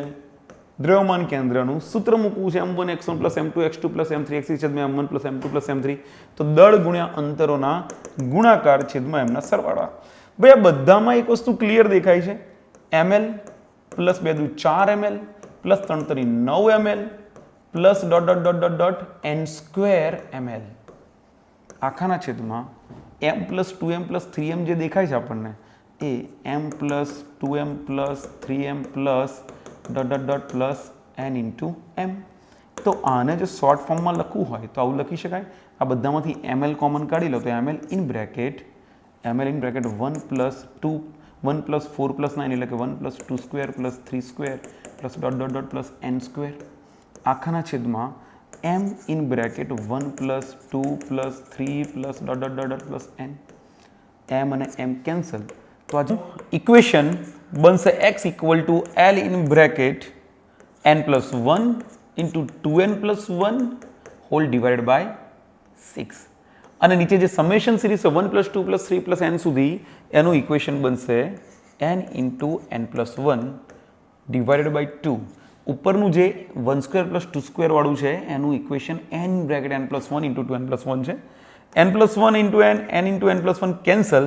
તો જવાબ બનશે x equal two 2n plus 1 એના છેદમાં 6 પણ આ 2 તરી 6 થઈ જાય તો 3 અંશનો છેદ છેદમાં જશે 2n પ્લસ 1 છેદમાં 3 અને આ l બાજુમાં બચશે. તો દ્રવ્યમાન કેન્દ્ર બનશે 2n plus 1 into l અપન 3 2n plus 1 into l અપન 3. That is your right answer. આગળનો ક્વેશ્ચન જોઈએ. Question number 34. એક બંદૂક v બરાબર 30 મીટર પર સેકન્ડ ના વેગ સાથે m બરાબર 50 ગ્રામ દળની ગોળીઓ ફેંકે છે. ભાઈ દળ m બરાબર 50 એટલે 50 ભાગ્યા 1000 એટલે 0.05 કિલોગ્રામ. આના કારણે બંદૂક v dash is equal to 1 metre per સેકન્ડના વેગ સાથે પાછળ ધકેલાય છે. તો બંદૂકનું દળ કેપિટલ M કેટલું હશે? તો ભાઈ બહુ સિમ્પલ. ગોળીને જેટલું વેગ આગળ તરફ વેગમાન જેટલું આગળ તરફ મળે છે એટલું બંદૂકને વેગમાન પાછળ તરફ મળે. તો ભાઈ વેગમાન સંરક્ષણનો નિયમ વાપરી દઈએ. પ્રારંભિક વેગમાન બરાબર અંતિમ વેગમાન. પ્રારંભિક વેગમાન ગોળી અને બંદૂકના તંત્રનું વેગમાન હતું 0. અંતિમ ફાયર કર્યા બાદ બંદૂકની ગોળી આગળ તરફ જાય છે તો એનું વેગમાન mv લખી દઈએ અને બંદૂક પાછળ તરફ જાય છે તો એનું વેગમાન minus m into v dash લખી દઈએ. તો ultimately mv is equal two mv dash.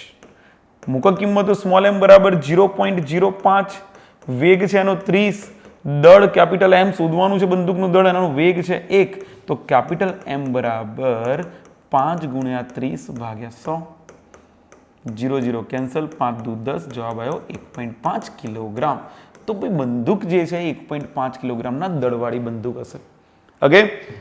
Again વેગમાન સંરક્ષણનો ક્વેશ્ચન હતો. 35 નંબરનો ક્વેશ્ચન જોઈએ. જ્યારે દળ કોઈ અક્ષની સાપેક્ષે ભ્રમણ કરે છે કોઈ અક્ષની સાપેક્ષે ભ્રમણ કરે છે ત્યારે તેના કોણીય વેગની દિશા કઈ હોય? કોણીય વેગ ઓમેગા કઈ દિશામાં હોય?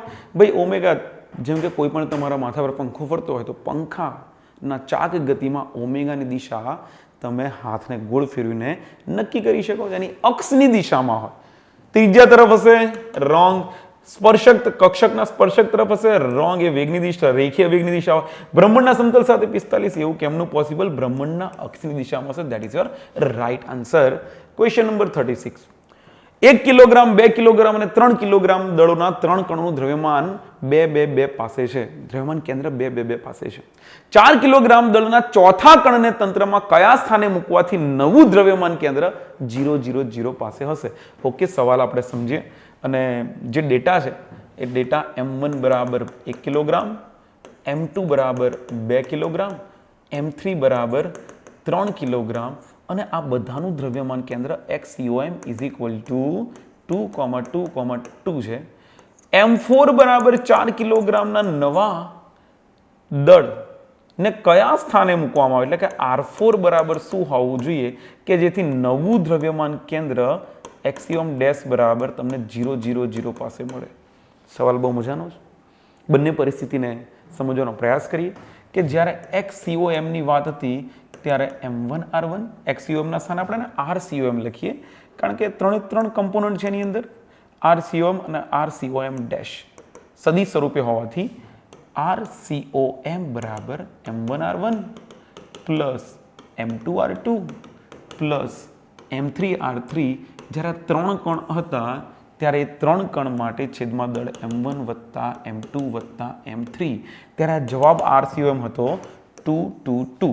તો મૂકીએ 2, 2, 2 ઇઝ ઇક્વલ ટુ M1 બરાબર 1 કિલોગ્રામ એટલે કે 1 ઇન્ટુ ખાલી R1 પ્લસ M2 એટલે 2 kilogram 2 into R2 plus M3 એટલે 3 kilogram 3 into R3 whole divide by 1 plus 2 plus 3. ભાઈ 3 ને 2 5 ને 1 6 6 આ બાજુ લઈએ તો 6 દુ 12, 12 is equal two R1 plus 2R2 plus 3R3. આ એક રિઝલ્ટ છે. આ એક રિઝલ્ટ આપણને મળ્યું. હવે સવાલ એવો છે કે ચોથાને મૂક્યો છે તંત્રમાં કયા સ્થાને કે જેનાથી દ્રવ્યમાન કેન્દ્ર RCOM ડેશ બરાબર M1R1 plus M2R2 plus M3R3 plus M4R4. આ M4 ને કયા સ્થાને મૂકો કે જેથી તમને M1 plus M2 plus M3 plus M4 તો આ દ્રવ્યમાન કેન્દ્ર ક્યાં મળે 0 0 0 પાસે મળે. ભાઈ આ M1R1 plus M2R2 plus M3R3 એ બધાનું જવાબ શું છે તો કે 12 12 12. તો એ લખી દઉં 12, પ્લસ M4 નું દળ કેટલું 4 કિલોગ્રામ અને બાજુમાં છે R4 જે શોધવાનું છે. છેદમાં દળ 1 વત્તા 2 વત્તા 3 વત્તા 4 પણ આ જે પણ સરવાળો થાય ડાબી બાજુ 0 સાથે ગુણાકાર થઈને 0 0 0 થઈ જશે. તો we can say 0, 0, 0 is equal two 12, 12, 12 plus 4R4. તો ભાઈ આના પરથી 4R4 ને કરતા બનાવવામાં આવે તો 4R4 ઇઝ ઇક્વલ ટુ 0 0 0 -12 તો જવાબ આવ્યો -12, અને R4 ને કરતા બનાવવાથી implies R4 is equal to 12/4 જવાબ આવશે -3 that is your answer. Option number 1 -3 છે ને મજાનો ક્વેશ્ચન. કેલ્ક્યુલેશન બેઝ ક્વેશ્ચન છે. તમારે 2 વખત કામ કરવું પડે. પહેલી વખત દ્રવ્યમાન કેન્દ્ર અહીંયા કીધું છે તો એના પરથી R1 plus 2R2 plus 3R3 કરતા બનાવ્યો અને એની કિંમત અહીંયા એ 12 અહીંયા મૂકી દીધી અને 4R4 ને કરતા બનાવીને તમે જવાબ લઈ આવી શકો છો. ઓકે, તો દ્રવ્યમાન કેન્દ્રનો એક સરસ મજાનો ક્વેશ્ચન હતો. Question number 37. દરેક 0.03 કિલોગ્રામ દળની ગોળીઓ U બરાબર 50 મીટર પર સેકન્ડના વેગ સાથે 200 ગોળી પ્રતિ સેકન્ડ n બરાબર 200 ગોળી પ્રતિ સેકન્ડ ના દરે પ્લેટ સાથે અથડાય છે અને v બરાબર 30 મીટર પર સેકન્ડના વેગથી પાછી ફરે છે એટલે માઇનસ લખી દઈએ. તો પ્લેટ પર લાગતું સરેરાશ બળ કેટલું? સાહેબ બળ બરાબર કુલ વેગમાન ફેરફાર ભાગ્યા સમયગાળો. ભાઈ સમયગાળો આપણે 1 સેકન્ડ લઈશું કારણ કે ગોળીઓ જે આપાત થાય છે દર સેકન્ડે 200 ગોળી આપાત થાય છે તો સમય તો છેલ્લે ડેલ્ટા ટી બરાબર 1 સેકન્ડ જ લઈશું. પણ ડેલ્ટા પી બરાબર તો કે કુલ અંતિમ વેગમાન માઇનસ પ્રારંભિક વેગમાન. પણ અહીંયા ટોટલ ગોળી કેટલી છે દર સેકન્ડે તો કે delta p upon delta T દર સેકન્ડની વાત કરો તો n in bracket mv minus mu n જેટલી ગોળી દર સેકન્ડે આપાત થાય છે. એટલા માટે દર સેકન્ડે મળતું વેગમાન delta p upon delta t that is equal to f is equal to n into m in bracket v minus u. કિંમતો મૂકતા જઈએ. n ની કિંમત છે 200 ગોળી પ્રતિ સેકન્ડ, દળ છે 0.03 કિલોગ્રામ, v અંતિમ વેગ છે તમારો -30, પ્રારંભિક વેગ છે 50. તો 200 ગુણ્યા 3/100 કારણ કે 0.03 કિલોગ્રામ આપ્યું છે આપણને -80. 0 0 0 0 કેન્સલ, 3 દુ 6, 16 તરી 54, 540 -540 newton. That will be your answer. 16 તરી 48, સોરી ઘડિયાઓ કાચા છે આપણા. 16 એકા 16, 16 દુ 32, 16 તરી 48. 8 × 48 ઓબ્વિયસલી યસ, બહુ બેઝિક વસ્તુ છે હે ને. અમુક વાર માઇન્ડ તમારું નાનકડી બાબતોમાં ગૂંચવાઈ જઈ શકે છે. તો આગળ વધીએ. Question number 38. એક દડાને 10 મીટરની ઊંચાઈથી છોડવામાં આવે છે. h બરાબર કેટલા છે? 10 મીટર. જો પૃથ્વી સાથે અથડામણ બાદ તેની 40% ઉર્જા ઘટે છે તો અથડામણ બાદ દડો કેટલી ઊંચાઈ સુધી ઉછળશે? તો ભાઈ મૂળ ઉર્જા હતી mgh. મૂળ ઉર્જા હતી mgh અને mgh ના કેટલા? તો કે 40% સુધી ઉર્જા ઘટે છે તો બચેલી ઉર્જા કેટલી? તો 60% of mgh is equal two can I સે mgh ડેશ. શું કર્યું આ જો વિચારો. ટોટલ એનર્જી કેટલી હતી? mgh. h ઊંચાઈ પરથી અથડાઈને 40% ઉર્જા ગુમાવી તો બચી ઉર્જા કેટલી? 60%. તો નવી ઉર્જા કેટલી બચી? mgh ડેશ એટલે કે 60% કોના? mgh ના. તો 60% ઓફ mgh એટલે કે આવું લખાય mgh dash is equal to 60 divide by 100 multiply by mgh. mg ગયા, your h dash will become 0 cancel 0.6 into h એટલે કે 10. જવાબ આવ્યો 6 મીટર. તો બહુ જ બેઝિક. આવા ક્વેશ્ચન સોલ્વ કરતા તમને પૂરી 1 મિનિટનો સમય પણ ના જાય હે ને. You know that. Let's move forward.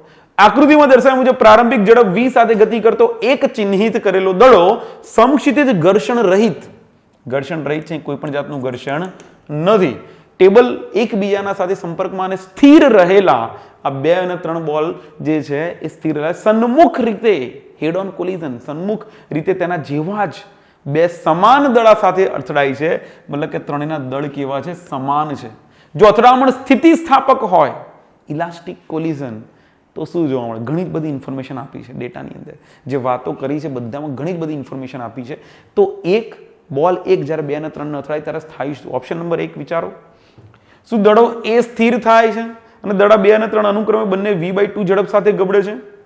ના, આવું નહીં થાય. શું થશે હું તમને સમજાવી દઉં કે ભાઈ જ્યારે m દળનો દડો બીજા m દળના બ્લોક સાથે અથડાય છે અને એ સંઘાત જો સ્થિતિસ્થાપક હોય અને સાથે સાથે હેડ ઓન કોલિઝન એટલે કે સન્મુખ સંઘાત હોય, બંનેના દળ સમાન હોય, આટલી બધી વાત જ્યારે તમને કરી હોય ને ત્યારે એક જ વસ્તુ છે, અથડામણ પહેલા, સંઘાત પહેલા આ પરિસ્થિતિ છે તો સંઘાત બાદ આનો વેગ કેટલો હતો? 0. તો સંઘાત બાદ આનો વેગ 0 થઈ જાય અને આ એ v જેટલા વેગથી ગતિ કરે. તો સર બ્લોક 1 સ્થિર થશે પણ બ્લોક 2 ગતિ કરવાનું ચાલુ કરશે, પણ બ્લોક 2 બ્લોક 3 ને ફરીથી એ રીતે અથડાય છે. 2 અને 3 પણ તો સમાન દળના છે, એ પણ તો સ્થિતિસ્થાપક ને સન્મુખ સંઘાત કરે છે. તો 2 દળનો બ્લોક 3 દળના બ્લોક સાથે, ત્રીજા નંબરના બ્લોક સાથે અથડાય છે ત્યારે ત્યાં પણ એવું થાય છે. તો પહેલો બીજાને અથડાઈને સ્ટોપ થાય છે, બીજો ત્રીજાને અથડાઈને બીજો સ્ટોપ થાય છે, ગતિ કરે છે માત્ર નંબર 3.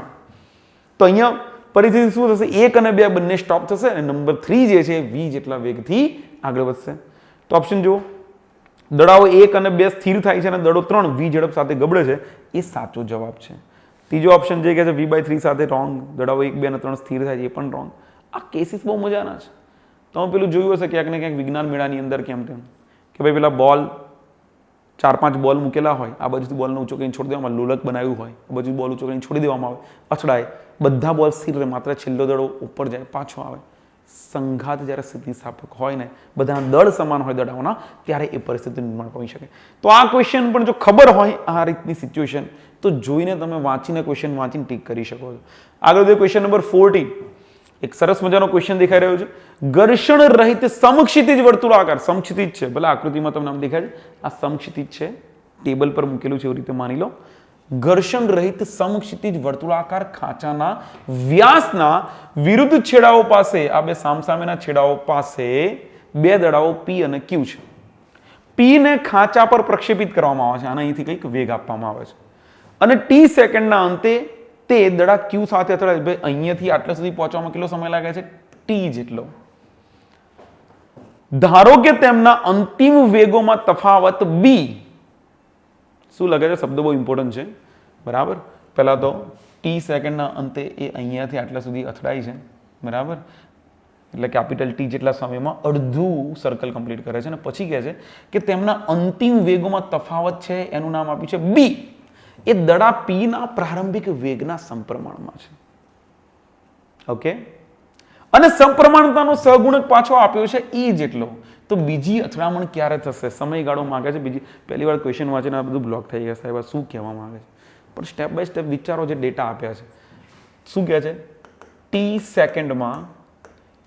સેકન્ડમાં ક્યુ સાથે અથડાય છે. જો ટી સેકન્ડમાં ક્યુ સાથે અથડાયો ના હોત તો આખું સર્કલ ગોળ ફરવામાં 2t સમય લાગ્યો હોત. તો 2t સમયમાં માટે 2t સમયમાં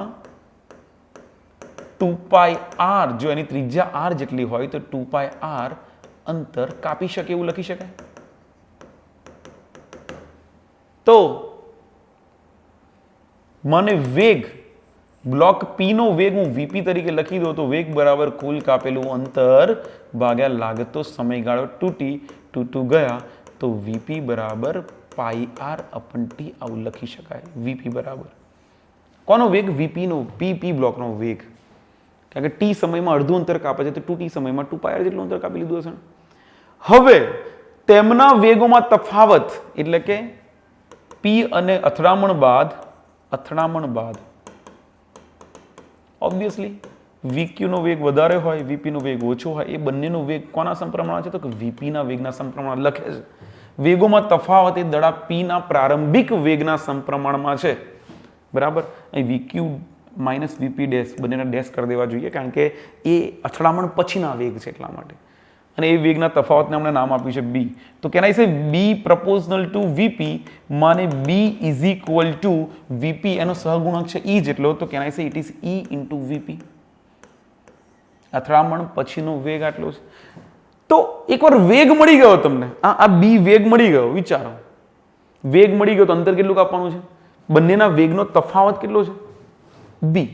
હવે એટલા વેગથી ફરી પાછા મળવાના છે તો 2π અંતર કાપવાના છે. તો 2πr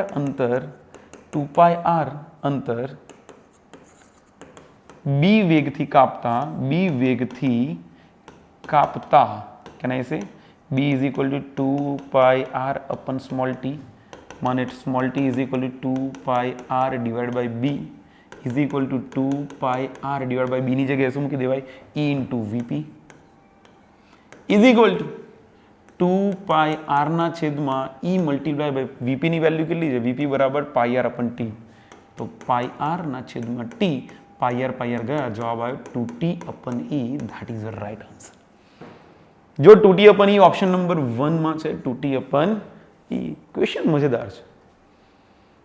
કેટલીક વસ્તુ વિચારીને સમજીને કામ કરવું પણ હું ફરીથી એકવાર ફટાફટ સમજાવી દઉં કે આવો ક્વેશ્ચન જો અચાનક એક્ઝામની અંદર આવી જાય તો આઈ નો દેટ તૈયારીમાં સોલ્વ કરવું મુશ્કેલ પડી જાય.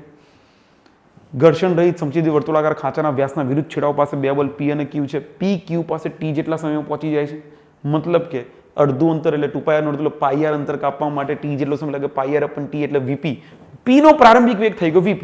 હવે કે અથડામણ બાદ બંનેના વેગનો ફેરફાર, એને નામ આપ્યું B, એ VP ના સમપ્રમાણમાં છે. કે લખે છે કે P ના પ્રારંભિક વેગના સમપ્રમાણમાં છે અને સમપ્રમાણતાનો સહગુણક, એનો સપ્રમાણતાનો સહગુણક E છે. તો B બરાબર E VP લખી દીધું.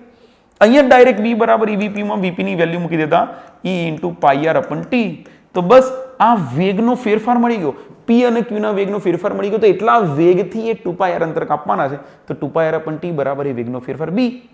તો T બરાબર 2πr અપન B, B બરાબર E πr અપન T મૂકો, જવાબ આવી ગયો 2T અપન E. સ્ટેપ સમજી લેવા જેવા છે. ઓકે, આગળ વધીએ. Question number 41.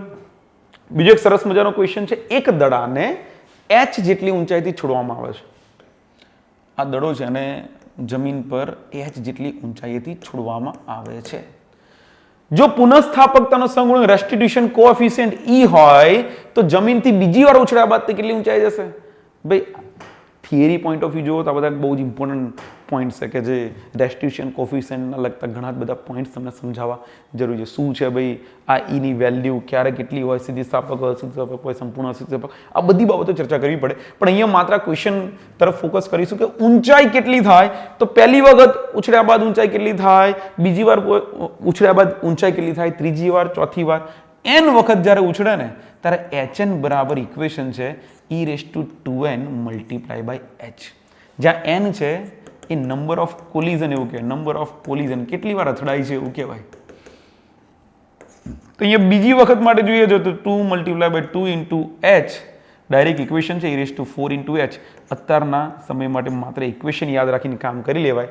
આવા બધા જ માટેના ઇક્વેશન છે એ થિયરીની અંદર તમારે સમજવા જોઈએ કે ભાઈ વેગ બીજી વાર અથડાયા બાદ વેગ કેટલો મળે, ટોટલ n વખત અથડાય તો કુલ અંતર કેટલું કાપે, કુલ સમય કેટલો, આ બધાના ઇક્વેશન્સ તમને મળી શકે છે. Question number 42. XY સમતલમાં 4 કણો નીચે મુજબના સ્થાને રહેલા છે. 4 કણો છે, ભાઈ દળ આપ્યું છે, સ્થાન સદિશ આપ્યું, દળ આપ્યું, સ્થાન સદિશ, 4 માટે પરિસ્થિતિ છે. તો દ્રવ્યમાન કેન્દ્ર શોધવાનું કહે છે. ભાઈ આ તો આપણા માટે બહુ સરળ વાત છે. m1r1 plus m2r2 plus m3r3. ભાઈ સાચું કહું ને તો દ્રવ્યમાન કેન્દ્રમાંથી આવો જ કોઈક સરળ સિમ્પલ ક્વેશ્ચન આવી શકે. કંઈ આપણે નોર્મલી પ્રેક્ટિસ કરતા હોય બહુ ટફ ક્વેશ્ચન નહીં. જ્યારે એક્ઝામમાં પૂછાય બહુ જ નોર્મલ ક્વેશ્ચન કે જેમાં માત્ર ને માત્ર ઇક્વેશન મૂકીને કામ કરવાનું. 1,0,0 plus 2 1,0 plus 3 1,2 plus 4 2,0 whole divide by 1 plus 2 plus 3 plus 4. તો ભાઈ ઉપર મલ્ટીપ્લાય કરતો અંદર 0 × 1 × 1 0 પ્લસ 2,0 પ્લસ 3,6 પ્લસ 4 2 8,0 છેદમાં 4 ને 3 7 8 9 ને 1 10. તો ભાઈ સરવાળો કરો, 2 નો સરવાળો 0 3 8 8 9 10 11 12 13,6 upon 10 એટલે કે 1.3, 0.6. that is your answer RCOM. બહુ જ બેઝિક અને બહુ જ સિમ્પલ ક્વેશ્ચન કહી શકાય. ઓકે, આગળ વધીએ. જો m1 દળનો એક કણ xyz બરાબર 0 a 0 પાસે સ્થિત હોય અને m2 દળનો બીજો કણ હોય તો તેમના દ્રવ્યમાન કેન્દ્રનું સ્થાન ક્યાં હોય? Again repeat telecast. You can solve it out very easily. m1r1 plus m2r2 divided by m1 plus m2. m1 કેટલું છે? તો ભાઈ m1 દળ માટે m1 જ કીધું, બીજું કંઈ જ કીધું નથી. r1 માટે શું કીધું છે? 0 a 0 પ્લસ m2 માટે m2, r2 માટે b c 0 divided by m1 plus m2. તો મલ્ટીપ્લાય કરો 0 m1 into a 0 plus m2 ની અંદર લઈ જાઓ bm2 cm2 0 upon m1 plus m2.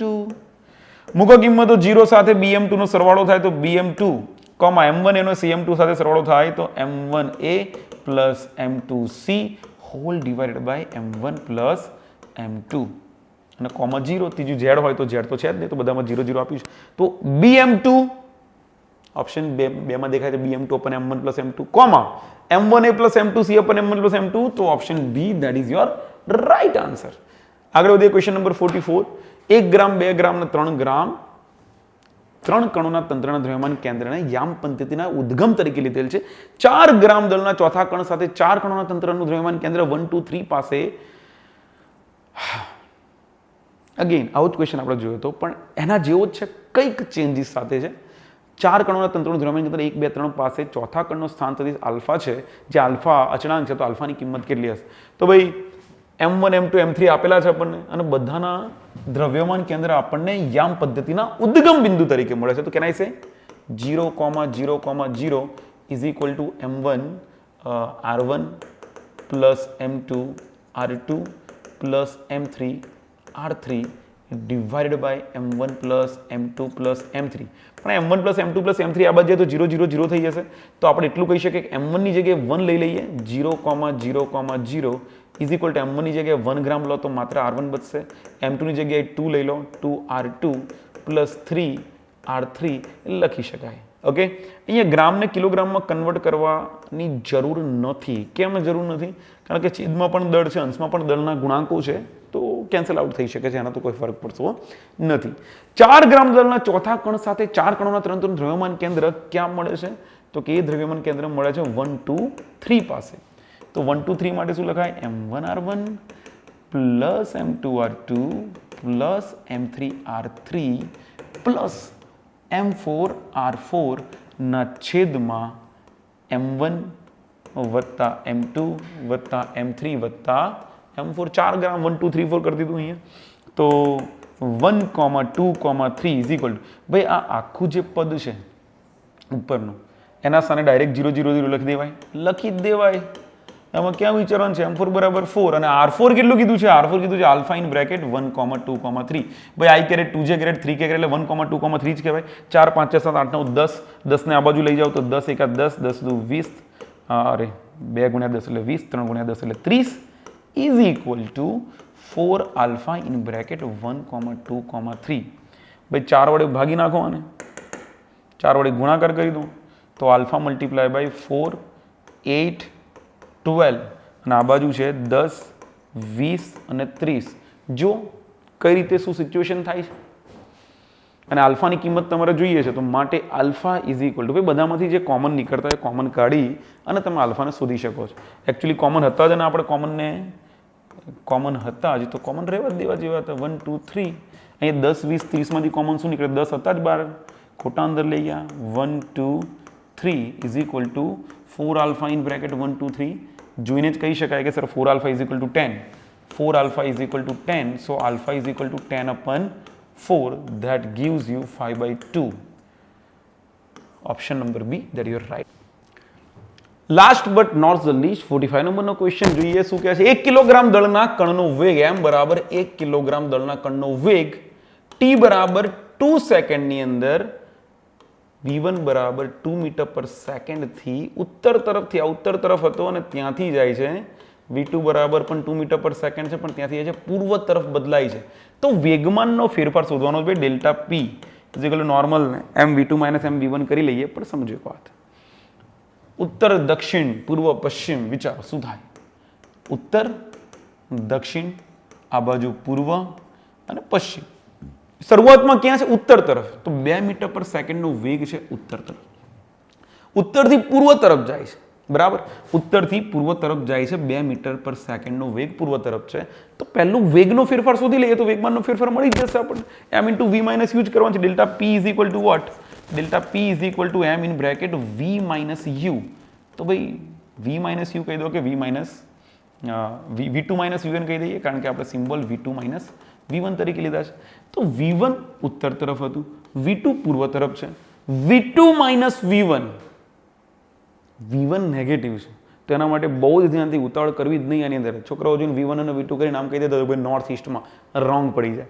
ધ્યાન શું રાખવાનું છે કે ભાઈ બાદબાકી કરવાની છે. v2 માંથી v1 બાદ કરવાનું છે. તો v2 માંથી v1 બાદ કરવા માટે v1 નો નેગેટિવ સદિશ માઇનસ v1 સદિશોમાં ભણાતા એ રીતે એ નીચે તરફ મૂકી દેવાનું છે અને બસ v2 અને v1 નું પરિણામી સદિશ શોધી કાઢવાનું છે. ભાઈ v2 નું મૂલ્ય 2 છે, v1 નું મૂલ્ય પણ 2 છે.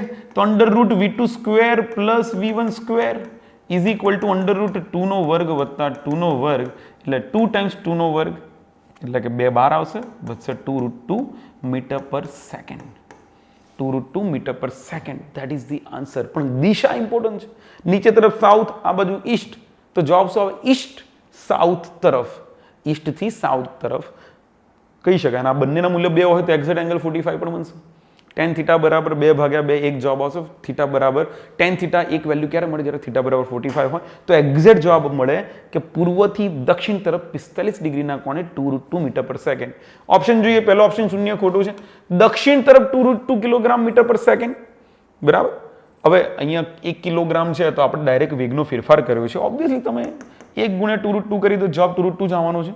તો 1 ઇન્ટુ 2√2 that is 2√2. પણ ડિરેક્શન કઈ? તો કે દક્ષિણ તરફ, પૂર્વથી દક્ષિણ તરફ. તો obviously 2√2 kilogram metre per second પૂર્વથી દક્ષિણ તરફ એ સાચો જવાબ છે. તો ધેટ્સ ઇટ. તો આ પણ એક વેગમાન સંરક્ષણનો ક્વેશ્ચન થઈ ગયો. અને તો સાચું કહેજો, 45 ક્વેશ્ચન તમે પૂરેપૂરા જોયા હોય. રોટેશન મોશનનો ખાલી ખોટો ડર હોય છે. બધા ટાઈપના ક્વેશ્ચન જોવાનો પ્રયાસ કર્યો છે. આઈ નો કેટલાક વેગમાન સંરક્ષણના ક્વેશ્ચન વધારે હતા, કોણીય વેગમાન સંરક્ષણના ક્વેશ્ચન વધારે હતા, સંતુલનના ક્વેશ્ચન ઓર વધારે હું લઈ શક્યો હોત. ટોપિક ઓલમોસ્ટ બધા કવર કરવાનો આપણે પ્રયાસ કરતા હોઈએ છીએ. જડત્વની ચાક માત્રાના જેટલા ક્વેશ્ચન સોલ્વ કરો એટલા ઓછા છે. રોટેશન કાઇનેમેટિક્સના ક્વેશ્ચન પણ વારંવાર પૂછાતા હોય છે.